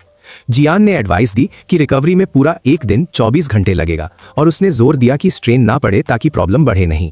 चोट खाए आदमी ने अपनी तुरंत की नौकरी पर चिंता व्यक्त की, क्योंकि उसे अगले दिन कांगवान में अपने मोबाइल फूड कंसेशन के साथ एक जॉब केटर करना था। एक अर्जेंट फिल्म प्रोडक्शन चल रही थी और उन्होंने खास तौर पर उसके ट्रक की रिक्वेस्ट की थी। अरियाम ने अपनी मदद ऑफर की। उसने पूछा कि क्या उसे खाना बनाने की स्किल है, तो उसने माना कि उसे सिर्फ पैकेज्ड इंस्टेंट नूडल्स बनाना आता है। उसने आह भरी जवाब दिया कि इमरजेंसी चाहे कितनी भी हो, वो इंस्टेंट नूडल्स नहीं दे सकता और उसे सच में स्किल्ड शेफ चाहिए। फिर उसने प्रोटैगनिस्ट की तरफ मदद मांगने वाली नजर से देखा। जियान ने तुरंत एनालाइज किया कि एक्सेप्ट करना ही क्लियर और लॉजिकल चॉइस है। कॉन्ग ने मना करने की कोशिश की। उसने अपनी एग्जिस्टिंग वर्क ऑब्लिगेशंस का हवाला दिया, लेकिन फूड ट्रक ओनर ने उसकी मदद के लिए 3 लाख वॉन की पेमेंट ऑफर की। यह राशि सुनकर प्रोटैगनिस्ट रुक गया। उसने अपने नए टेम्पररी एम्प्लॉयर के हाथ पर थपकी दी। आदमी ने व्यक्त किया कि यह उसका सौभाग्य है कि के उसकी मदद करने के लिए मान गया।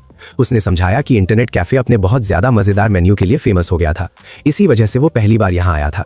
खाना इतना इंप्रेसिव था कि वो रोज का रेगुलर बन गया था, सिर्फ खाने से ही कुछ टेक्निक सीखने की आशा में। उसने ये भी जोड़ा कि अगर कॉन्ग उसके साथ फूड ट्रक में चलेगा तो उसे खास कुलिनरी एडवाइस लेने में खुशी होगी।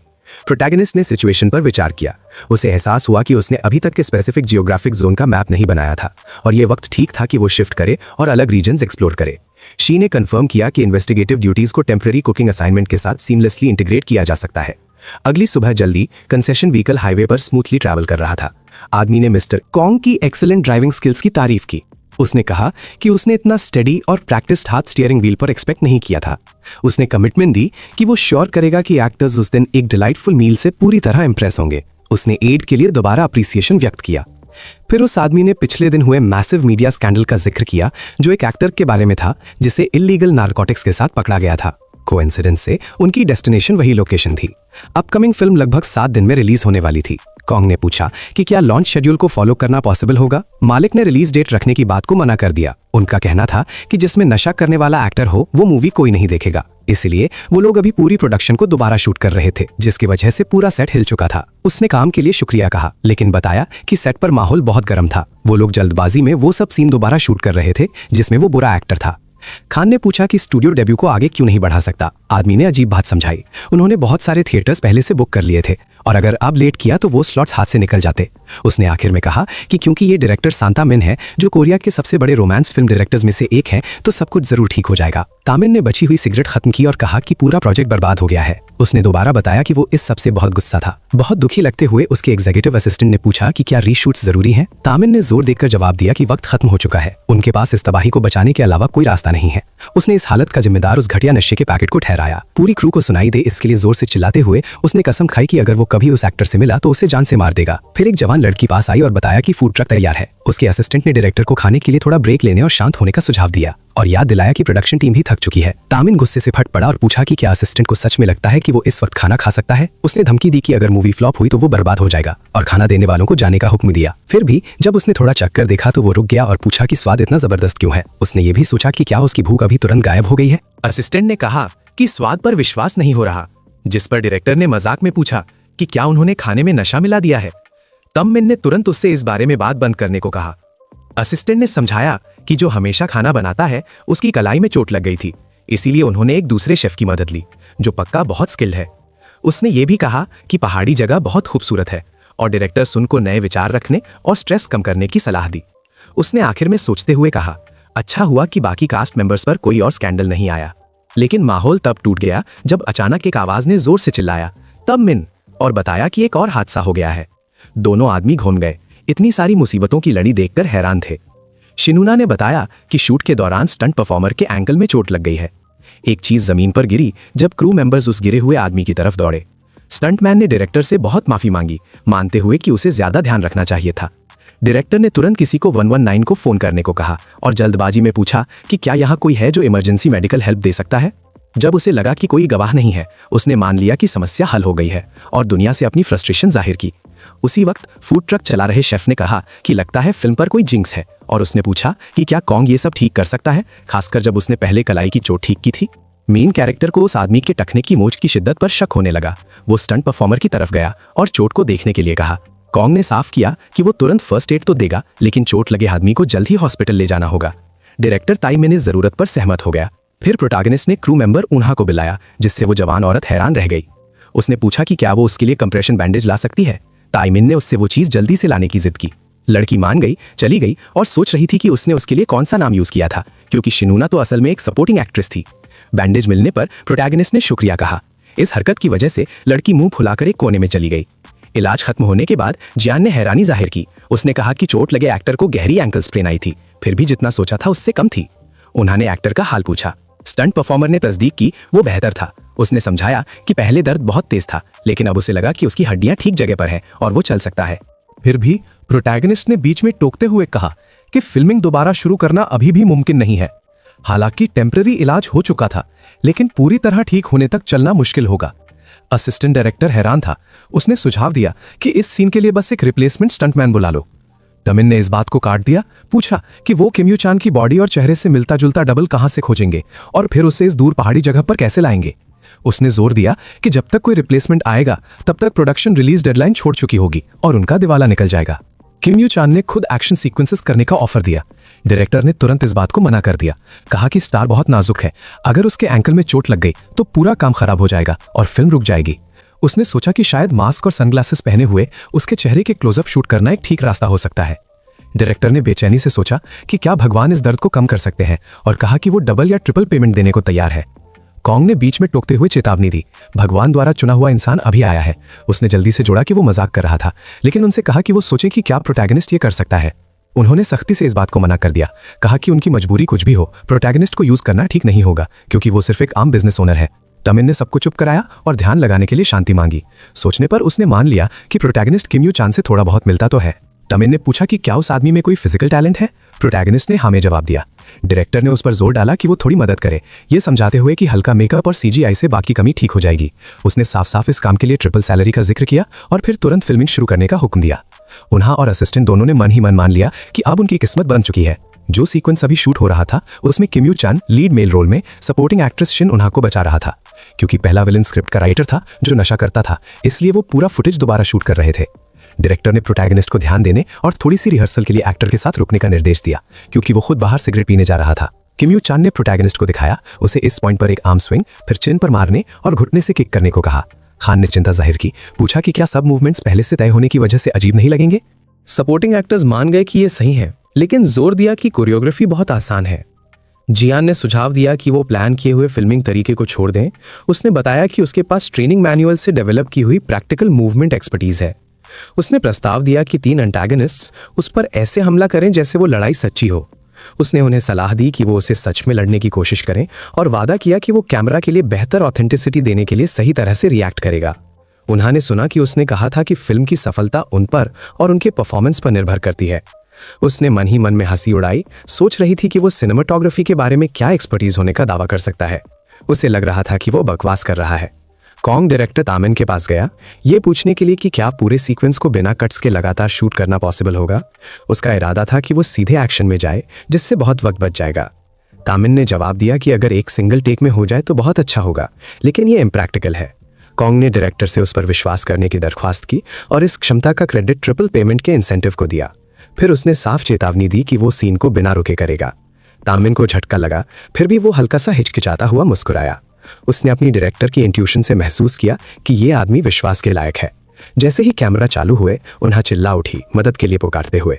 सीन के एंटागनिस्ट्स आगे बढ़े, ये घोषणा करते हुए कि वो उससे सताएंगे और मांगेंगे कि वो अपने पास जो कुछ भी है सब उन्हें दे दे। प्रोटैगनिस्ट ने अचानक दरवाजे पर किक मारा और वो खुल गया और तुरंत चालाकी से इधर उधर कूदने लगा। विलेन्स ने मन ही मन में सोचा कि ये घुसपैठिया उन्हें कैसे मिल गया। एंटागनिस्ट्स ने थोड़ी देर के लिए खुद को याद दिलाया कि भले ही प्रोटैगनिस्ट ने उन्हें सच्चाई से हमला करने को कहा हो, फिर भी उन्हें स्क्रिप्टेड फाइट का ढोंग बनाए रखना था। एक्टर्स में से एक सीधा उसकी तरफ दौड़ा। जियान ने घोषणा की वो प्रोटैगनिस्ट को वर्बली गाइड करेगा कि उसे कहां बचना है। उसने पहले से ही पंचेस का इशारा किया, प्रोटैगनिस्ट को लेफ्ट में जाने की सलाह दी, जिसके नतीजे में हमला सफलतापूर्वक टल गया। दूसरा एंटागनिस्ट पास आया और कॉन्ग उसी वक्त राइट की तरफ सरक गया। उसका फिजिकल रिस्पॉन्स वर्बल गाइडेंस से पहले आया। जियान ने निर्देश दिया कि ठीक इसी वक्त उसे अच्छे कैमरा एंगल के लिए दुश्मन का कॉलर पकड़ लेना चाहिए। प्रोटैगनिस्ट ने तुरंत कॉलर पकड़ा, जिससे विलन चौंक गया और उसने रियलाइज किया कि ये स्क्रिप्ट का हिस्सा नहीं था। कॉन्ग ने उस आदमी को ऊपर उठाया और तुरंत ढेर सारे बॉडी ब्लोज दिए। फिर वो हुडेड विलन की तरफ बढ़ा। वो डरा हुआ आदमी डर से चीखा, रिक्वेस्ट कर रहा था कि कॉन्ग स्क्रिप्ट फॉलो करे। तब कॉन्ग ने पूरी ताकत से विलन के सर पर मारा। आखिरी एंटागनिस्ट सोचने लगा कि क्या ये वायलेंस स्क्रीन प्ले का पार्ट था। वो सोच रहा था कि डायरेक्टर ने कट क्यों नहीं बोला। उसे लगा कि हद पार हो गई है। चीखते हुए इस विलन ने आगे बढ़कर एक पंच मारने की कोशिश की, जिसे प्रोटैगनिस्ट ने आसानी से एवेट कर लिया। उसने तुरंत एक सिटअप मनोवर किया, अपना अच्छा एब्डोमेन दिखाते हुए विलन के सर पर मारा और तुरंत एक ऊपर की तरफ किक मारी। प्रोटैगनिस्ट ने एक बटन पकड़ा और आखिरी चोट दी। डायरेक्टर टे मिन, उसकी असिस्टेंट उन्हा, किम्यू चान और बाकी विलन्स बिल्कुल हैरान खड़े थे। वहां मौजूद हर इंसान ने प्रोटैगनिस्ट को पागल, डिरेंज्ड मेनियाक मान लिया। फिर प्रोटैगनिस्ट उन्हा की तरफ गया, बोलते हुए कि वो उसे बचाने रेस्क्यू आया है। लड़की हिचकिचाई, हकलाते हुए पूछा कि क्या वो उसे जिंदा रहने देगा, क्योंकि ये डायलॉग उसकी स्क्रिप्ट में बिल्कुल नहीं था। असिस्टेंट डायरेक्टर ने क्लैपर बोर्ड से टेक खत्म कर दिया। उसने गुस्से में ऑब्जेक्शन किया, बोला कि उसने प्रोटैगनिस्ट को सिर्फ स्ट्राइक सिम्युलेट करने को कहा था, असल में वायलेंस करने को नहीं। उसने कहा कि इसके बाद सबको हॉस्पिटल जाना पड़ेगा। टे मिन खुद को डांटने लगा, ये सोचकर कि फिल्मिंग चालू रखना उसकी गलती थी। वो अपने फैसले पर सवाल उठा रहा था और उसने सोचा कि उसे ये सब रोक देना चाहिए था। तभी एक विलन खड़ा हुआ और उसने प्रोटैगनिस्ट को मिस्टर नागॉन कहकर पुकारा। तब मिन उस आदमी के इतनी जल्दी ठीक होने पर पूरी तरह हैरान रह गया। एंटागनिस्ट्स ने पूछा कि उसने कौन सा तरीका यूज किया, हैरानी जताते हुए कि चोट लगने के बावजूद उन्हें दर्द नहीं हुआ। उन्होंने माना कि वो सच में डर गए थे, क्योंकि हिट्स बिल्कुल असली लग रहे थे, और उन्होंने उसकी टेक्निक समझने को कहा। टे मिन कंफ्यूज हो गया, ये समझने की कोशिश कर रहा था कि क्या वो लोग कह रहे थे कि उन्हें असल में चोट नहीं लगी। तभी असिस्टेंट ने कॉन्ग को चिल्लाया, उसे ये पूछते हुए कि उसने एक्टिंग की जगह सच में क्यों मारा और उसने जो चोटें दी हैं उसके लिए जवाब मांगा। लेकिन तीनों विलन्स ने एक साथ बताया कि वो बिल्कुल ठीक है। असिस्टेंट ये सुनकर हैरान हो गया। उसने कंफर्मेशन मांगा कि क्या वो बिल्कुल पक्का है। एक विलन ने जवाब दिया कि ये कैसे हुआ इससे फर्क नहीं पड़ता, लेकिन पक्की बात ये थी कि इम्पैक्ट बिल्कुल कुशन लगा। एक जोर से मारने की जगह ऐसा लगा जैसे वो स्मूथ तरीके से डिस्प्लेस हो गए। असिस्टेंट ने सवाल किया कि ये कैसे हो सकता है। प्रोटैगनिस्ट ने इस बात को सही बताया और अच्छे से समझाया। ये एक्शन बिल्कुल ऐसा था जैसे क्लिफ स्कीइंग करते हुए साइडवे स्लाइड किया जाता है। असिस्टेंट ने एक्टर किम की तरफ देखा, जिसे गले पर चोट लगी थी और हवा में फेंक दिया गया था, और पूछा कि क्या उसे चोट लगी है। किम ने जवाब दिया कि उसे फिजिकली चोट नहीं लगी, उसने बस अपनी गर्दन को ऐसे घुमा लिया कि चोट से बच गया। उसने कंफर्म किया कि उसे सबसे ज्यादा सिर्फ हैरानी हुई थी। असिस्टेंट ने जोर दिया कि उसके कैमरे में मारपीट का क्लियर विजुअल एविडेंस रिकॉर्ड हुआ है, फिर भी एक्टर्स को कोई डिस्कंफर्ट नहीं हो रहा है। तभी डायरेक्टर ने उसके कंधे पर हाथ रखा और बोला कि आज के लिए फिल्मिंग बंद। टाइमिन हंसा। उसने बताया कि वो अंजाम के बारे में पहले से जानता था, इसलिए उसने फिल्मिंग बिना रोके चलने दी। उसने उन्हें जल्दी से रिकॉर्डेड फुटेज चेक करने को कहा ताकि देखें कि वो ठीक से कैप्चर हुआ है या नहीं। कुछ देर बाद क्रू ने कंफर्म किया कि रिजल्ट्स उम्मीद से ज्यादा अच्छे थे, यहां तक कि जब कॉलर पकड़ा गया था वो एक्सप्रेशन भी फ्लॉलेस था। किम यू चान ने कहा कि एक्शन बिल्कुल फ्लॉलेसली रिकॉर्ड हुआ था, जैसा कि डायरेक्टर से एक्सपेक्ट किया जाता है। तभी एक दूसरे क्रू मेंबर ने इस बात को काटा, बोला कि उनकी तारीफ गलत है। उसने आर्ग्यू किया कि एक्टर मन ही मन में हर कैमरे की पोजीशन कैलकुलेट कर रहा था और उसके हिसाब से अपने मूवमेंट्स एडजस्ट कर रहा था। उन्होंने बस लेंस से उसे फॉलो किया, इसलिए शुरू से एंड तक एंगल्स फ्लॉलेस आए। किम यू चान हैरान था ये जानकर कि प्रोटैगनिस्ट ने शुरू से एंड तक हर एक कैमरे की पोजीशनिंग का ध्यान रखा था। कॉन्ग घूम गया। उसने पूछा कि क्या उसका काम अब खत्म हो गया। डायरेक्टर ने कंफर्म किया, वो बहुत इंप्रेस था। उसने कहा कि कॉन्ग के काम की वजह से फुटेज एक अच्छी हॉलीवुड एक्शन फीचर जैसा लग रहा है। कॉन्ग ने संतुष्टि जताई कि आउटपुट सफल रहा। टाइमिन ने आदेश दिया कि सबको कॉन्ग से सीखना चाहिए और अगले सीन के लिए रेडी होना चाहिए। फिर उसने चेक किया कि चुल ठीक है या नहीं। वेटरन एक्टर ने प्रोटैगनिस्ट की शानदार परफॉर्मेंस की तारीफ की, पूछा कि वो कौन सी टैलेंट एजेंसी से है। प्रोटैगनिस्ट ने बस जवाब दिया कि वो फूड ट्रक इंडस्ट्री से आता है। उन्हा चिढ़ गई, सोचने लगी कि क्या यूचान पागल है, क्योंकि ये परफॉर्मेंस मुश्किल से एक्टिंग कहलाएगी। उसने सोचा कि कैमरे के लिए तो ओपोनेंट्स को सच में चोट नहीं लगेगी, फिर भी कोई भी देख सकता था कि उसने कितनी जोर से मारा। लग रहा था कि वो दर्द से रोने वाले हैं। उसने अनुमान लगाया कि अगर स्क्रीन प्ले में उसे मारने को कहा गया होता तो कॉन्ग उसे बिना सोचे समझे मार देता। प्रोटैगनिस्ट उसके पास से गुजरा और हाथ हिला दिया। उन्होंने सवाल किया कि वो उसे क्यों घूर रहा है। उसे शक हुआ कि कहीं उसके पास उसके मन की बातें पढ़ने की एबिलिटी तो नहीं है। अचानक जियान ने क्रू का ध्यान खींच बताया कि उसने पास की दीवार से अजीब आवाज आते हुए सुनी है। प्रोटैगनिस्ट ने ऊपर की तरफ देखा। जियान ने रिपोर्ट किया कि समस्या की जगह पता चल गई है और कुछ ही देर में मलबा डेब्री गिरना शुरू हो जाएगा। जैसे ही स्ट्रक्चर टूटेगा, टुकड़े सीधे एक्टर्स की तरफ आएंगे। कॉन्ग ने पहचान लिया कि यह अचानक होने वाला कोलैप्स है। कोलैप्स 5 सेकंड में होने वाला था, इसीलिए प्रोटैगनिस्ट ने मूव करना शुरू कर दिया। यूचान को उसके कपड़ों से पकड़कर कॉन्ग ने उसे जबरदस्ती एक तरफ फेंक दिया। वो हैरान एक्टर अचानक हुए इस बदलाव पर सवाल करता है। घबराई हुई उन्होंने जरूरी वक्त देखा, सिर्फ 3 सेकंड बचे थे। वो जल्दी से मदद मांगती है जब मेन कैरेक्टर उसे उठाता है और एक पोल पकड़कर आगे बढ़ता है। जैसे ही काउंटडाउन 1 सेकंड पर पहुंचा, स्टूडियो का आगे वाला हिस्सा गिरना शुरू हो गया, जिससे क्रू में इस क्राइसिस को लेकर कंफ्यूजन हो गया। कॉन्ग ने अपने इंप्लीमेंट का यूज आते हुए मलबे को रोकने के लिए किया। रोते हुए उन्होंने अपनी मां और सेफ्टी के लिए जोर से पुकारा। मन ही मन में लीड फिगर ने उसे चुप रहने को कहा और अपने डिफेंसिव स्ट्राइक्स जारी रखे। गिन ने एक सख्त अलर्ट दिया। जैसे ही धुआं कम होने लगा, पूरी बिल्डिंग पर बहुत बड़ा स्ट्रक्चरल फेलियर का खतरा था। तमिन मैन और बाकी कास्ट मेंबर्स पूरी तरह दंग रह गए। उन्होंने चिंता से शिनुना की सुरक्षा मांगी, उसे कंफर्म करने को कहा कि वो ठीक है। मेन कैरेक्टर के गले में बेहोश पड़ी वो जवान औरत धीरे धीरे होश में आई और तुरंत बचाव के लिए चीखने लगी। कॉन्ग ने लड़की के बचने की कंफर्मेशन दी, पूछा कि क्या वो बहुत डर गई थी। वो बार बार चीखी, गुस्से में कि उसने अभी अभी यूचान को फेंका था और अब उससे भी फेंकने का इरादा रखता है। कॉन्ग ने जल्दी से उसे ठीक किया, समझाया कि स्ट्रक्चर गिरने की वजह से तुरंत रेस्क्यू जरूरी था, जानबूझकर असॉल्ट करना नहीं। जगह पर हुए बड़े डैमेज को देखते हुए लड़की ने जोर से सोचा कि कौन सा बड़ा हादसा हुआ है।